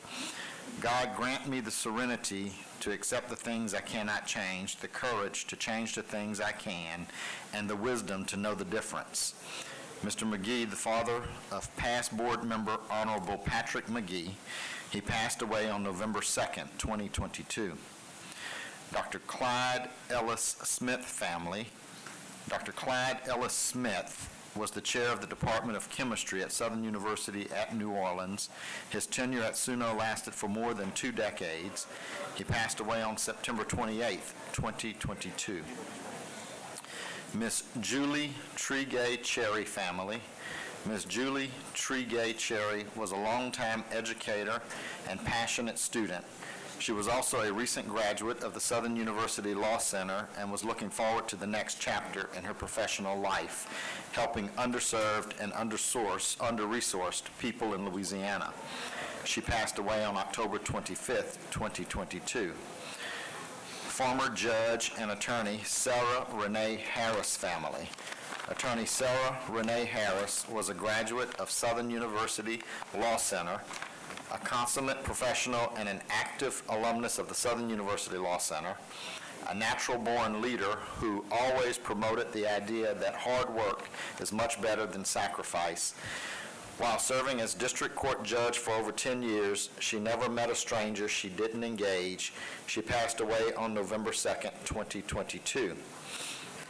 Mrs. Gaynell Thomas Johnson family. Mrs. Gaynell Thomas was a staunch supporter of all things Southern University. She was a graduate of Southern University Laboratory School and a 1962 graduate of Southern University, earning a B.S. in music. She also received her master's degree in mass communications from Southern. Ms. Johnson was an officer and active member of the Bay Area Alumni Chapter for many years until her death. She passed away on November 14th, 2022. Mr. Chairman, that concludes the resolutions for this morning. Thank you. Can I get a motion to approve the resolutions? Moved by Rutledge, seconded by Ms. Ann Smith. All in favor say aye. Any opposed? The resolutions are adopted. We'll now turn to our informational items. Chancellor Pierre. Good morning, Chairman Shorty, President Shields, Vice Chair, Chairman-elect, members of the Board of Supervisors.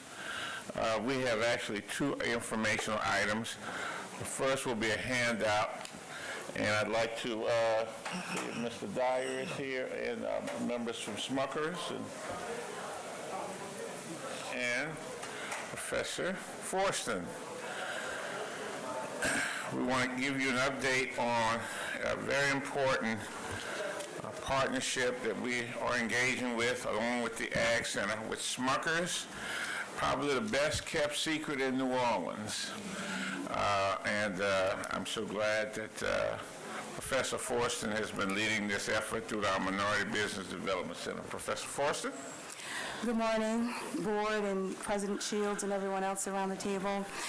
My name is Charlie Fortson. I am the Assistant Professor at Southern University Law Center, but I'm also Executive Director of the Louisiana Minority Business Development Agency Business Center.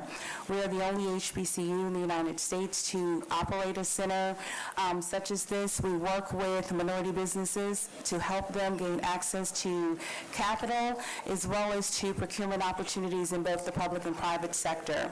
And we were recently presented with an opportunity to partner through one of our clients, Gulf Legal Services, to partner with the J.M. Smucker Company to help create opportunities for our students as well as minority business enterprises throughout the state of Louisiana.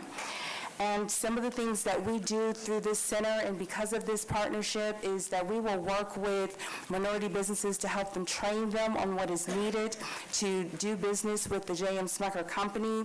We will also work as a liaison between the J.M. Smucker Company, Southern University Law Center, and other career services throughout our campuses for internship opportunities with the J.M. Smucker Company.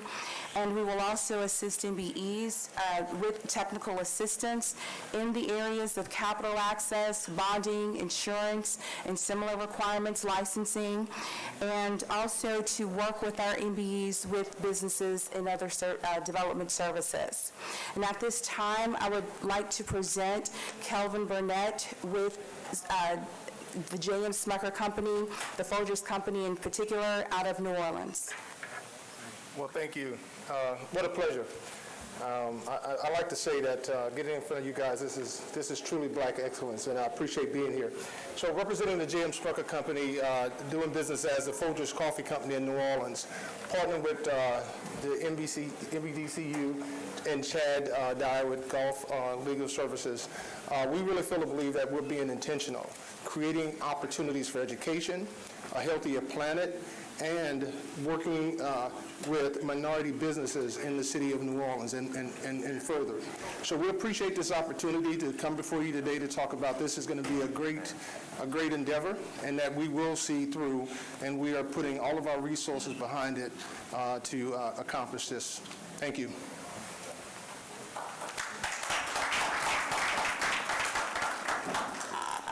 Thank you. Our next informational presentation relates to the SULC semester in Shreveport pilot program. Dr. Renee is going to pass out a handout. So, as you may recall, the Southern University system and Southern University Law Center was invited after an extensive study conducted by the Louisiana Board of Regents at the request and funding of the Caddo Parish Commission to look at exploring opportunities to bring legal education to Northwest Louisiana, to Shreveport. As many of you know, the Shreveport-Bossier area is a large metropolitan area in the state of Louisiana that is sometimes underserved with respect to various programs. And the Caddo Parish Commission has taken a great interest in bringing economic development into that particular part of the state. So we undertook a pilot program that we call Semester in Shreveport, but the whole idea is to keep progressing and moving forward to the extent that hopefully, if we are ultimately successful to create a branch campus in Shreveport, Louisiana for Southern University Law Center. The study found that region of the country, of the state, was underserved with respect to legal education opportunities. The 4 law schools in Louisiana, 2 private, 2 public, are only located in 2 cities, Baton Rouge and New Orleans. So we have engaged in that process, and so far we have been able to accomplish a few things, and we have our great leader of the program with us today, Professor Alford, who I'd like to come forth and share a few of those things with us today. But we've already started, so people have asked, well, when are you going to start operating in Shreveport? Well, we're already operating in Shreveport. We started that in January of this year in our Semester in Shreveport activity, where we had 7 students go through the program. They studied, they prepared for the bar, they entered into externship and internship opportunities, and received a lot of great support from the Shreveport community, the commission, the city. We actually are housed in the Shreveport Memorial Library, 3rd and 4th floor, and we're renovating. And although we're having some challenges because of supply chain and other issues, the renovation is going very, very well, and we will start our 2nd cohort in spring of 2023.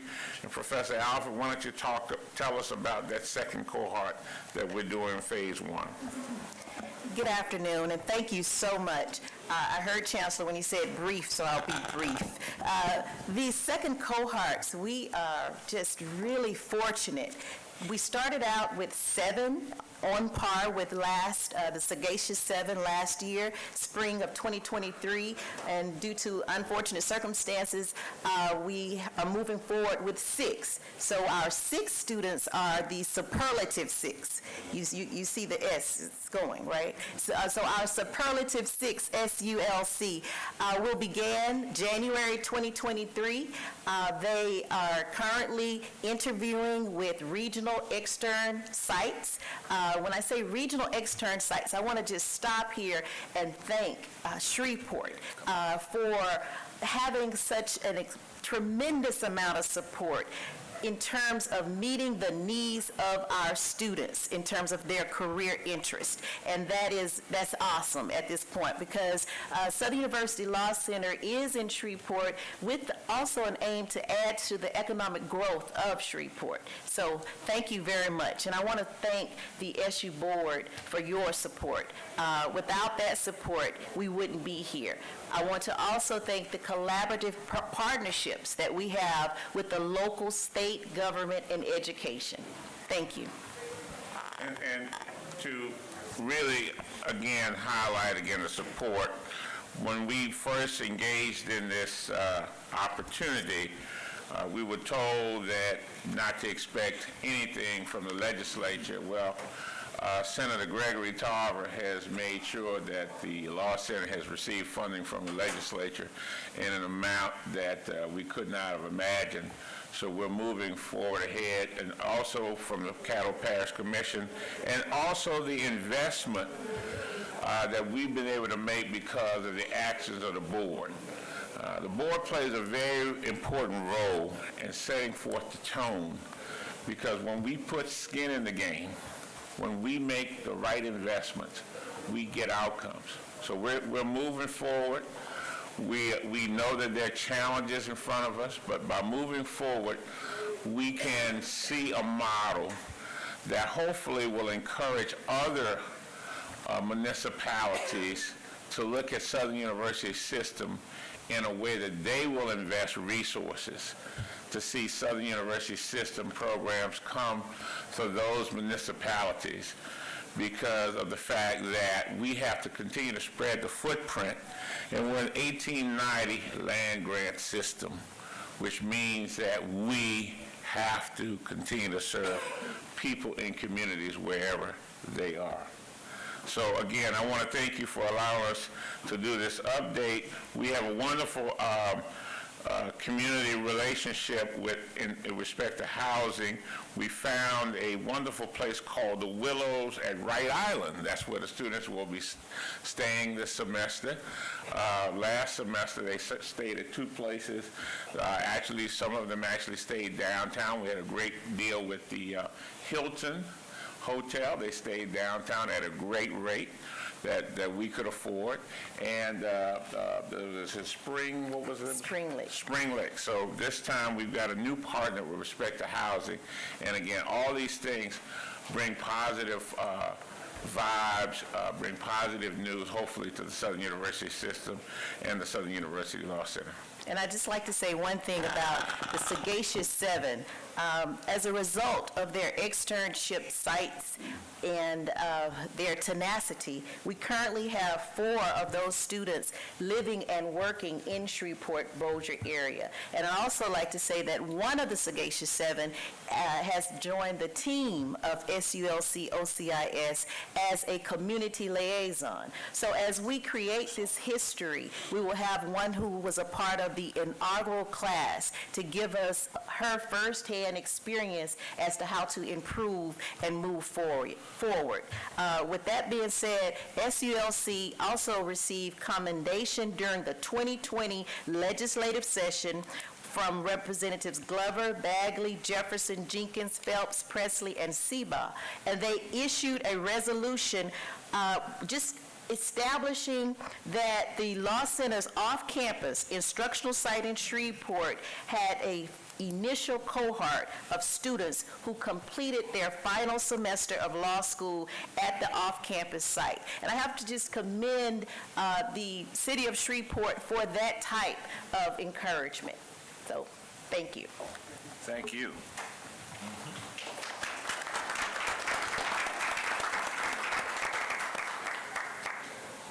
I saw him coming in with his SU hat on. I'd like to recognize former Congressman William Jefferson.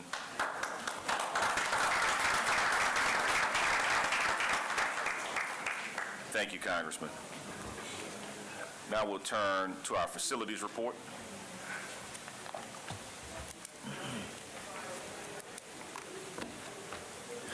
Morning, Chairman Shorty, Chairman-elect Lawless, and to this board, and also to President Shields. I'll be brief on the facility report because I think we have a document that we present to you that kind of gives you a kind of pictorial view of where we are as far as projects. But a few things I want to mention very quickly. I know that Smith was asking me a lot about this crosswalk, and I've been concerned about what we're going to do down at Southern University at Harding and Scenic.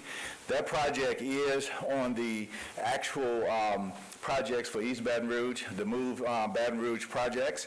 It is a singleized crosswalk that, as you know, when you walk up to the curb, you can hit the button, it stops the traffic and gives you the okay to walk across. That is a project that is moving forward. I expect that talking with Baton Rouge, there may be something coming out toward the end of this quarter, possibly. Maybe you see some construction actions, maybe the first or second quarter of next year, but I get some firm dates. But it is good news that that is being addressed. Secretary of DOTD, as well as Mayor Broom, wanted to focus on that, so that's a good idea that is happening. Also, all the E-Course submissions have been made. the projects that were submitted in October, that was presented to this board and approved by the board. All those E-Course submissions are in. There's also gone to the Board of Regents, so all of our information that we need to have prior to the session, it has been completed. That was another thing from basically the Board of Regents that has some additional funding for demo. We have a couple of projects we're looking at. One of them would be at the Law Center. There's a project that we can have money. So that money we had initially budgeted for it, we don't have to use it because they're trying to get a couple of projects done before the end of the year. So we have some things at the Ag Center as well as at the Law Center that we're looking at using those funds for. There was also a drainage issue at Harding and Swan. I think a lot of people know when there's a heavy rain, there's an issue there.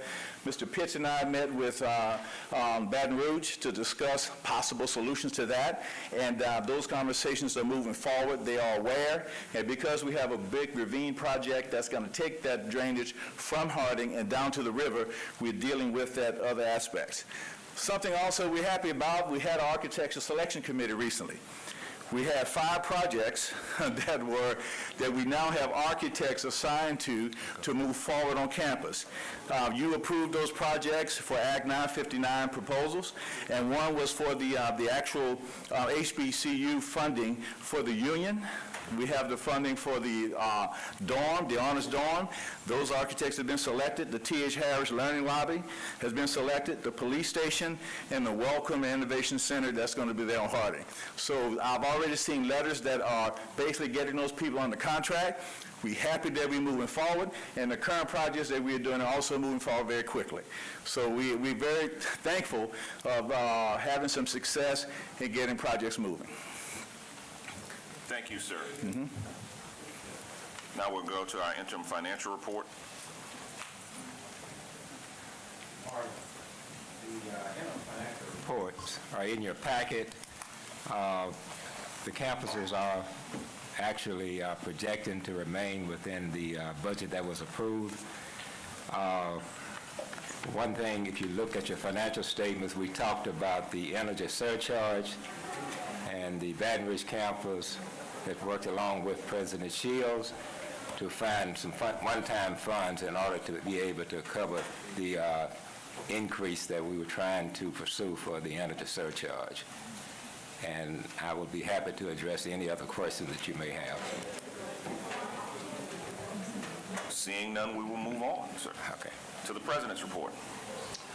Good morning, Mr. Chairman, Vice Chairman, Chairman-elect Lawson, distinguished board members, legislators, sponsors. Let me just start by saying that I am a happy warrior. I proudly and also humbly embrace both the role as president of the Southern University System and as chancellor of Southern University and A&M College. A few things I'd like to mention to start off with. You just heard the interim, information about the building projects. Mr. Ken Dawson has made a dramatic difference in the efficacy and efficiency of moving our projects forward. It happens because of people with his skill, talent, commitment, and working closely with Mr. McClinton to make that happen. I'd also like to point out, and they'll get brief moments to give updates, but you heard an array of support coming from so many different directions for each one of our campuses. The chancellors on those campuses are the ones that are making a difference. I had the opportunity to attend the bash at SUNO, to attend the 55th anniversary celebration at Shreveport, both remarkable events and tremendously supported by the communities where those schools are located. I see by the support that we're getting from these entities that they're valued, and I congratulate each and every one of them. Obviously, the Ag Center and the Law Center, they always have their hustle on, and you see that coming through in so many ways, but also in ways that contribute to the life and vitality of the communities where we're located. The work with the Law Center in Shreveport providing support to develop opportunities for the legal profession in that region is remarkable, and it's just an extension of the way the Law Center impacts this state in so many positive ways. I'd also be remiss if I didn't offer my heartfelt thanks to outgoing Chairman Shorty, who has been a remarkable person to work with. And without his support, I wouldn't be sitting here today, and I'm appreciative of that. I think he's done remarkable work for this body, and I know he will continue to do so. Moving on, hey, the Bayou Classic is here. People started talking to me about that in February. I'm already having a great time and appreciate this excitement and the opportunity to participate in that. Thanks to all the Bayou Classic coordinators and coordinating committees, as well as Dr. Ammons and the SUNO team for hosting today's meeting. The search for a new chancellor at Susla is moving along. There are 10 candidates right now. The important dates that you need to keep track of is the priority review date is December 8th.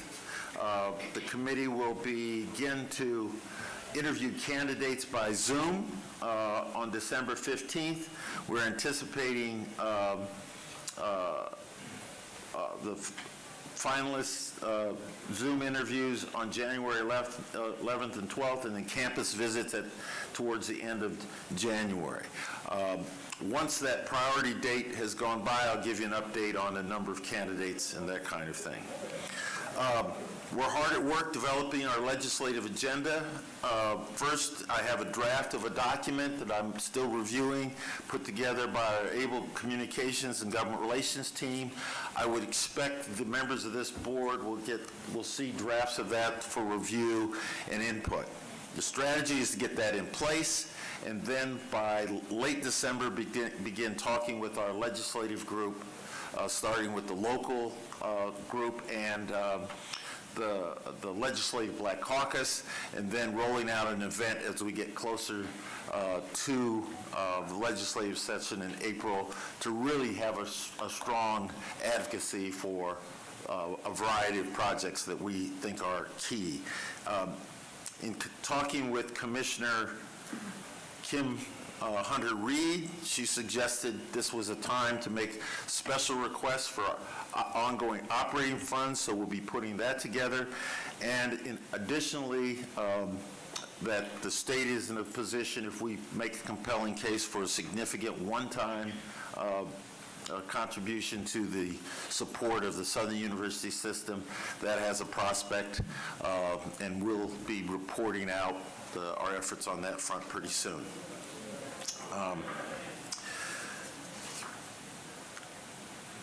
A few weeks ago, a couple of weeks, a little more than a week ago, I had the remarkable opportunity to sit down with a group of students, former students, on the day of the 50th commemoration of the deaths of Smith and Brown.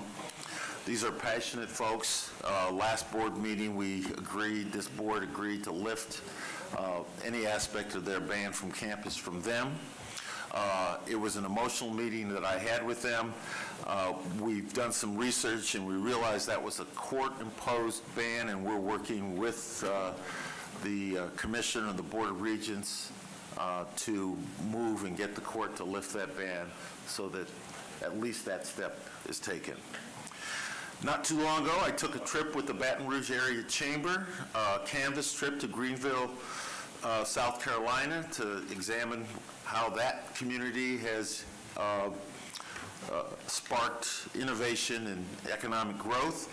It was an interesting trip to learn that, but more importantly, gave me a chance to meet with a whole range of people in informal settings from the Baton Rouge area and talk with them about the ways that Southern and the Baton Rouge community and chamber interact. I'm happy to report that the resounding impression I get is they're all standing ready to be supportive of the Southern University system, and we just have to continue meeting with them. I also met with the leadership of the Baton Rouge Area Foundation, and they're excited to be a part of our efforts to progress as an institution and support our efforts to raise money for Southern University. Speaking more specifically about the Baton Rouge area campus, we are in the final stages of developing the search for a new dean of our College of Science and Engineering. I hope in the next couple of weeks to be able to announce to you a very representative sample of people who will be on the search committee that will include the various departments in the college, faculty, business representation, and importantly, alums of the engineering school that are passionate about it moving forward. The foundation, I'm grateful for them. They've agreed to fund a search consultant because we will be doing a national search for just the right kind of leadership for that college looking into the future.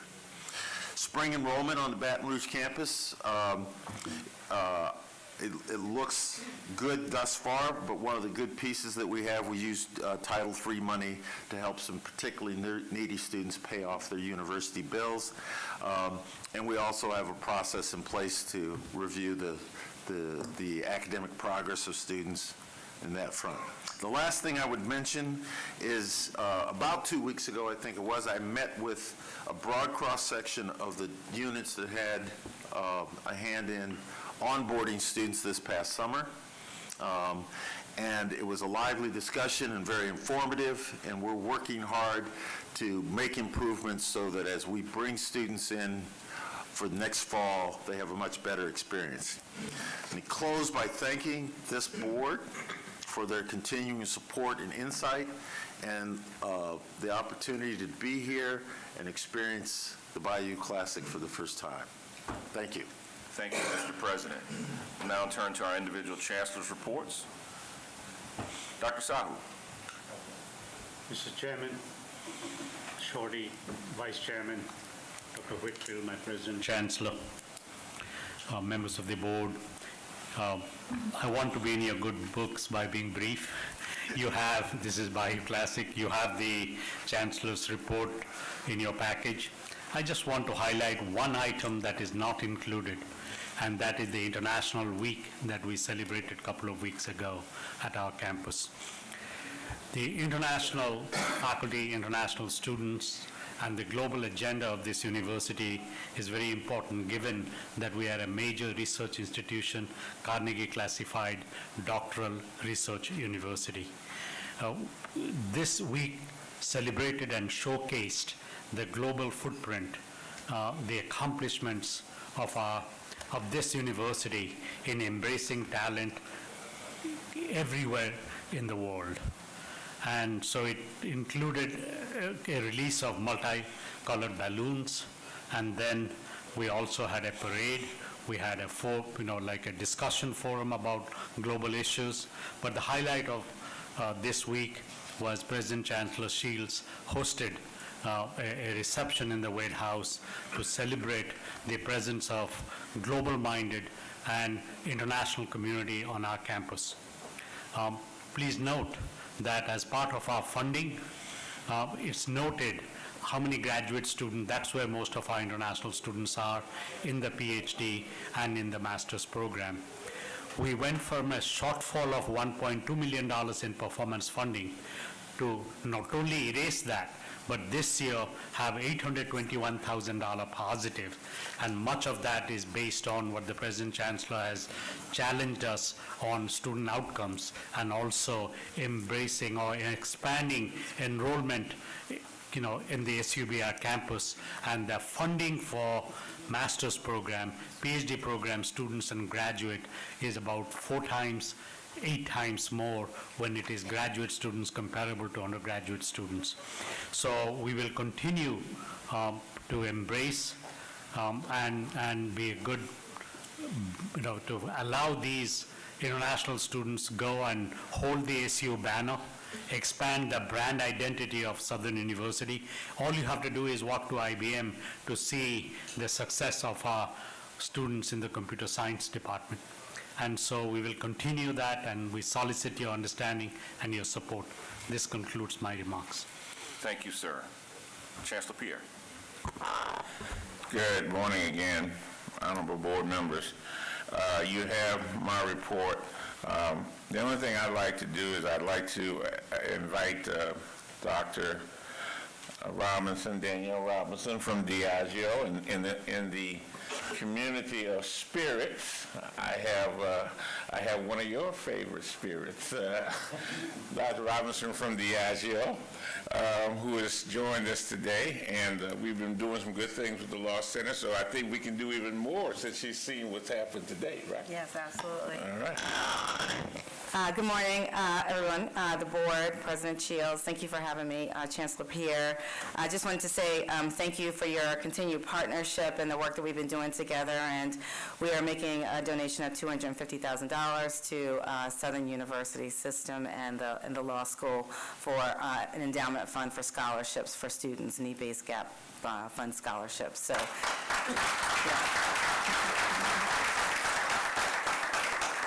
And for those who don't know who Diageo is, yes, we are the largest premium spirits company in the world.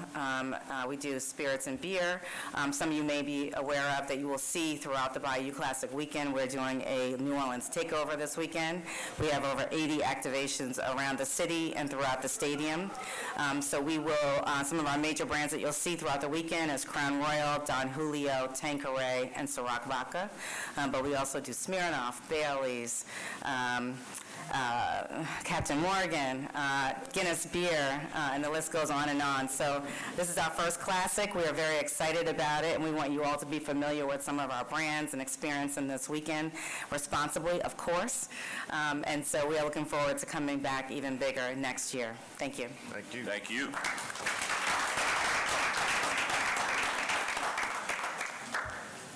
Chancellor McMeans.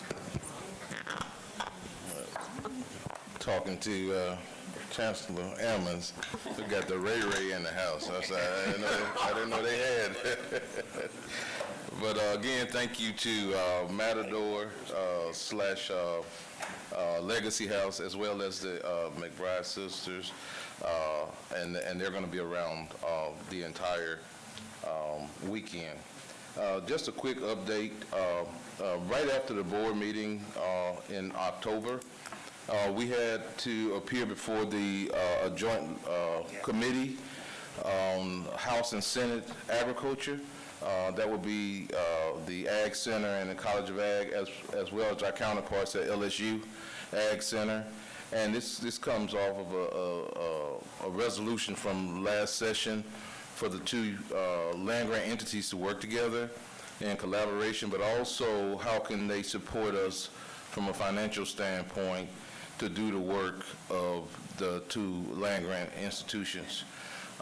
And so the meeting went very well. The one thing that I was very, very proud of, and I know this is one thing that President Shields is really, really pushing, is that we are K through 12 at every level as it relates to trying to build a new generation of agricultural educators for not only the U.S. but the world. And Chairman Shorty, I can go back and actually, now this will make a little bit of sense as we have to feed those 10 billion people by 2050. And so we are trying to produce those next educators. As a result of that resolution, we will be holding a joint meeting that will be in excess of 300 or 400 individuals at LSU, both ag centers and both College of Ag. And that will be, and we'll send that information to you, December 12th and 13th on LSU's campus. And they're hosting, but more importantly, they're picking up the tab. And that's a good thing, and we'll do the same next year, I told them. But Dr. Matt Lee has been great to work with, and they're also advertising for their position at LSU. And lastly, I want to say, at 2 o'clock today, we'll be having a medical marijuana 101 educational tour was part of our educational outreach on the importance and demystifying the myths associated with medical marijuana. And so our very own Dr. Whitfield will be on the panel with me, and we will have, and others in the room. And I'll just say Des Moines was providing yes, as a disclaimer, that I will not be handing out any. Okay, it's in Foster 1 now. It changed. But we also, this is co-sponsored also by the Alumni Federation. And so we're looking forward to that. So come out and join us. If you have any questions, we'll be there, and it's from 2 to 3. Thank you very much. Thank you. Chancellor Penny. Thank you, Mr. Chairman.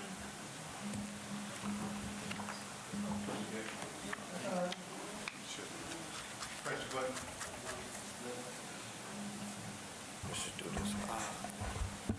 Thank you, Mr. Chairman. Certainly to our chairman, to the distinguished members of the Southern University Board of Supervisors, to our chairman-elect, Mr. Lawson, to President Shields, I certainly say good morning. I will be very brief. We were very, very fortunate this semester, and I use the word fortunate because of the hard work of our faculty, staff, students, that Southern University at Shreveport posted its highest enrollment in the last 6 years at SUSLA, to the tune of 3,199 paid students. When you put this number in a historical context, SUSLA posted the third highest enrollment in the history of the university. And I give all the credit to our faculty, staff, students, the academic offerings that we offer that this community embraced and certainly has made a huge difference.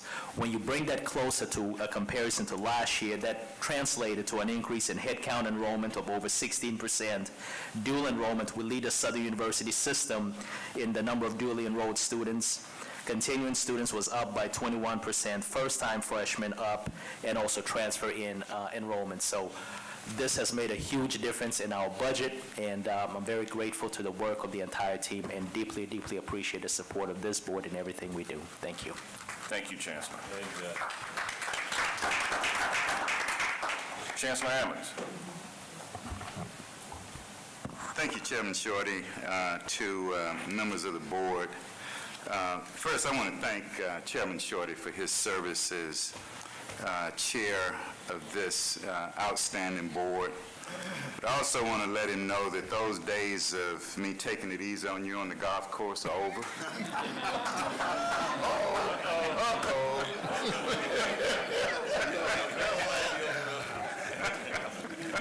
Bring it. Bring it. No, we're going to have some great times together. You have a little more time on your hands now. Maybe you win. Boy, that's terrible. No more mulligan. Well, again, though, seriously, I want to thank you for your leadership and want to thank you for all of the great things that have happened across this system, but especially SUNO during this year that you have served. I also want to thank the SUNO team. All of the investments that you saw today could not have happened without the dedication and commitment to the students of Southern University at New Orleans and the professionalism and again their commitment. And I want to say thank you to the SUNO team, to our administration, our faculty, our staff, and also our students and alumni of the university. The first thing that I want to do is make an announcement. The 62nd Miss SUNO, Miss Jessica Thomas, who is a double major in biology and mathematics, has been accepted to the School of Optometry of Indiana University. And this is a testament to the hard work, not only of Jessica, but for the faculty across the university, but especially those in biology and in math. Over the last month, SUNO has been extremely busy.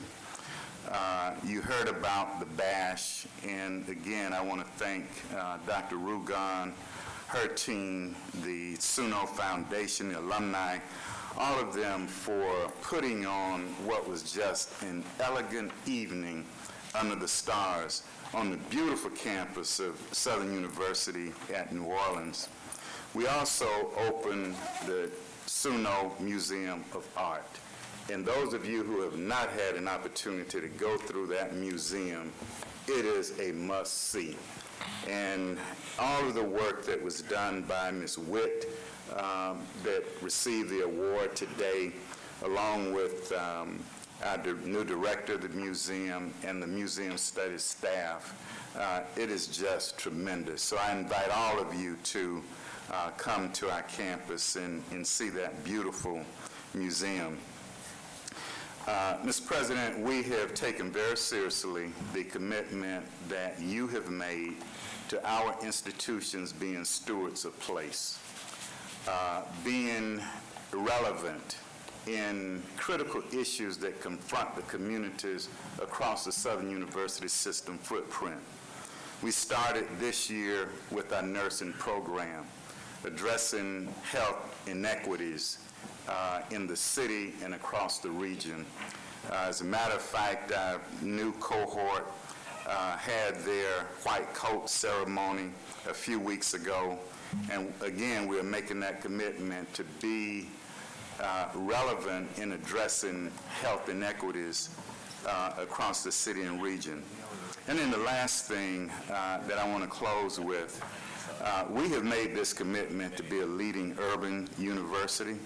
And one of the issues that confronts many urban universities, most of them, and also cities across this country, is crime. And the City of New Orleans Police Department right now is experiencing a critical shortage of police officers. We have made a commitment to assist them in producing new police officers.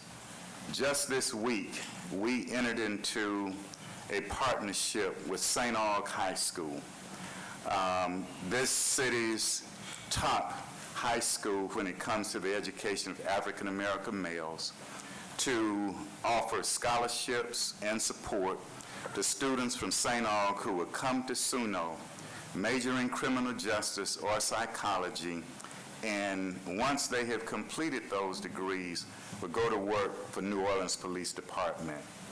We also are offering support to those current officers who want to pursue graduate degrees in criminal justice to get their degrees at Southern University at New Orleans. We also gave our first scholarship on Wednesday to a 10th grader who has been dreaming of becoming a police officer since he was in 5th grade. And we offered him a scholarship, full scholarship, tuition fees, room and board, when he finishes and enters Southern University at New Orleans in 2025. So, Mr. Chair and Board, again, I want to thank you all for your support. And Chairman Shorty, I'll see you on the course. I look forward to it, Chancellor. Before we adjourn, I've got a few other things in other business. My good friend Brandon Gassaway from the National Basketball Association jumped off a plane from NBA headquarters and stopped right here. So, Brandon, please come up. He has brought tickets to the All-Star game for everybody. Brandon! Appreciate you, Mr. Chairman, and thank you, President Shields and Vice Chairman, for the time today. As he mentioned, my name is Brandon Gassaway. I am the Communications Lead for Social Impact, Player Development, and Diversity, Equity, and Inclusion for the National Basketball Association. And we are here today because we are honored to host both Southern University and Grambling University at the second NBA HBCU Classic in Utah this February. Yes.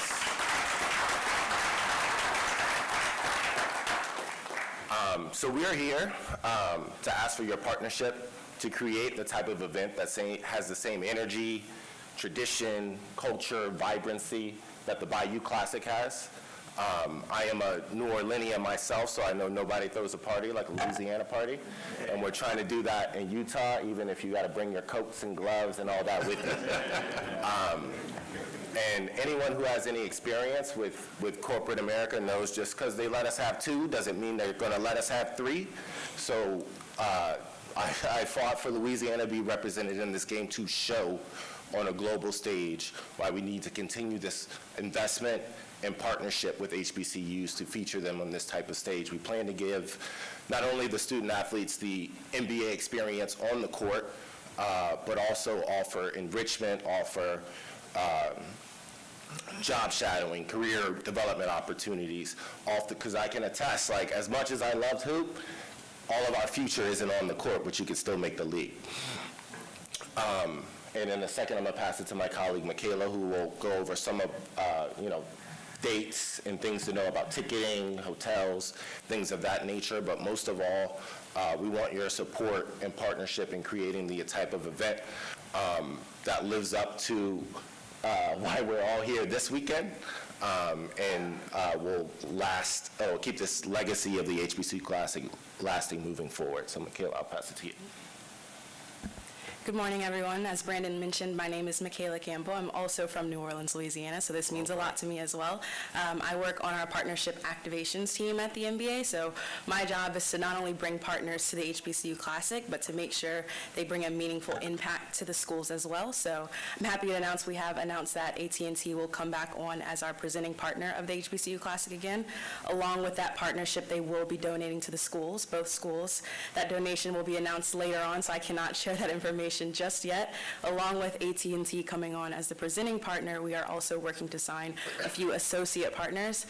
We have about 5 or 7 who are interested at the time being, so closer to we'll have a lot more information around those. As Brandon mentioned, we are interested in making sure, it's not just the experience on the court, but it's also off the court. So those partners will be helping as a partner of the game, but also all of the off-court programming as well, making sure the athletes, the bands, everyone who's in attendance, even if you all attend, making sure that you have a true experience throughout the entire weekend.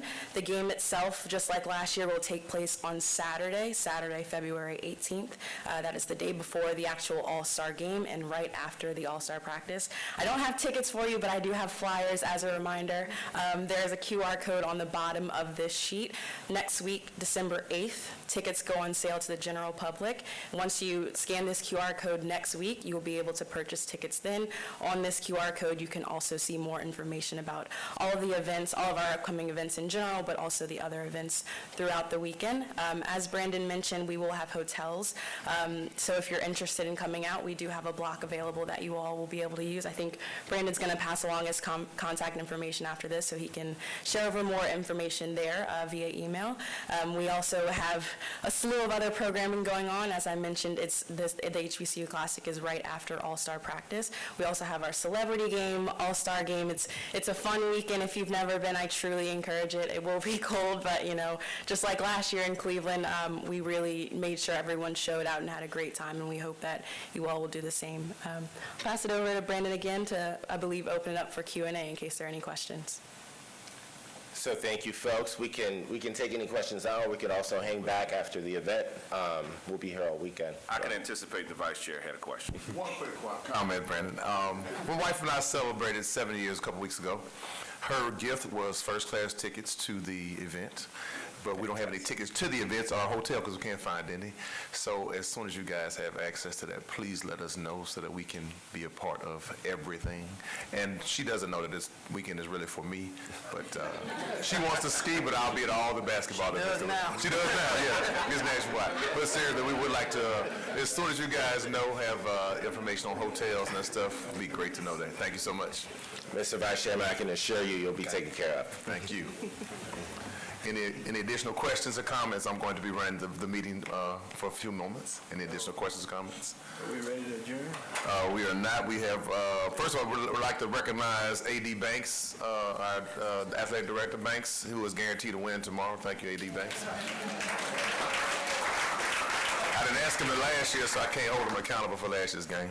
And the president also had a comment that he would like to make under other business. I just want to wish Board Member Christy Reeves a speedy recovery and thank her for all the support. And I understand she's watching this, and I just wanted to acknowledge that we know that she had a health problem and hope that's going well. Thanks. And I know everyone is trying to get out of this room, but I would be remiss if I did not recognize Freddie Pitcher, who was so gracious to give us a book, Breaking Barriers, A View from the Bench. If you don't know who Judge Pitcher is, who I knew my father quite well, he's got many firsts. He taught at Southern, earned his bachelor's degree from Southern, longtime adjunct law professor, man of many firsts. He's the first African-American elected to a judgeship in Baton Rouge with his election to city court in 1983. And he was the first African-American elected to the 19th Judicial District in a parish-wide election in 87. Achieved another first with his election to the Louisiana First Circuit Court of Appeals without opposition. Judge Pitcher, if you could give us a few comments about your book, and thank you so much for doing this. My dad would be very proud of you. Thank you so much for having me.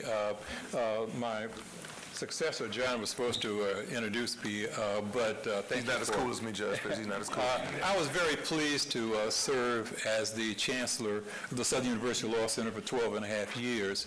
And before my career in academia, I was a judge for a little over 15 years, serving as you indicated, the first African-American Baton Rouge City Court, the 19th Judicial District Court, the Louisiana First Circuit Court of Appeals.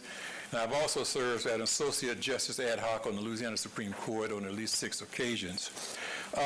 During the course of the pandemic, I got tired of watching Gunsmoke and Murder, She Wrote and Wagon Train, and I decided to write a memoir.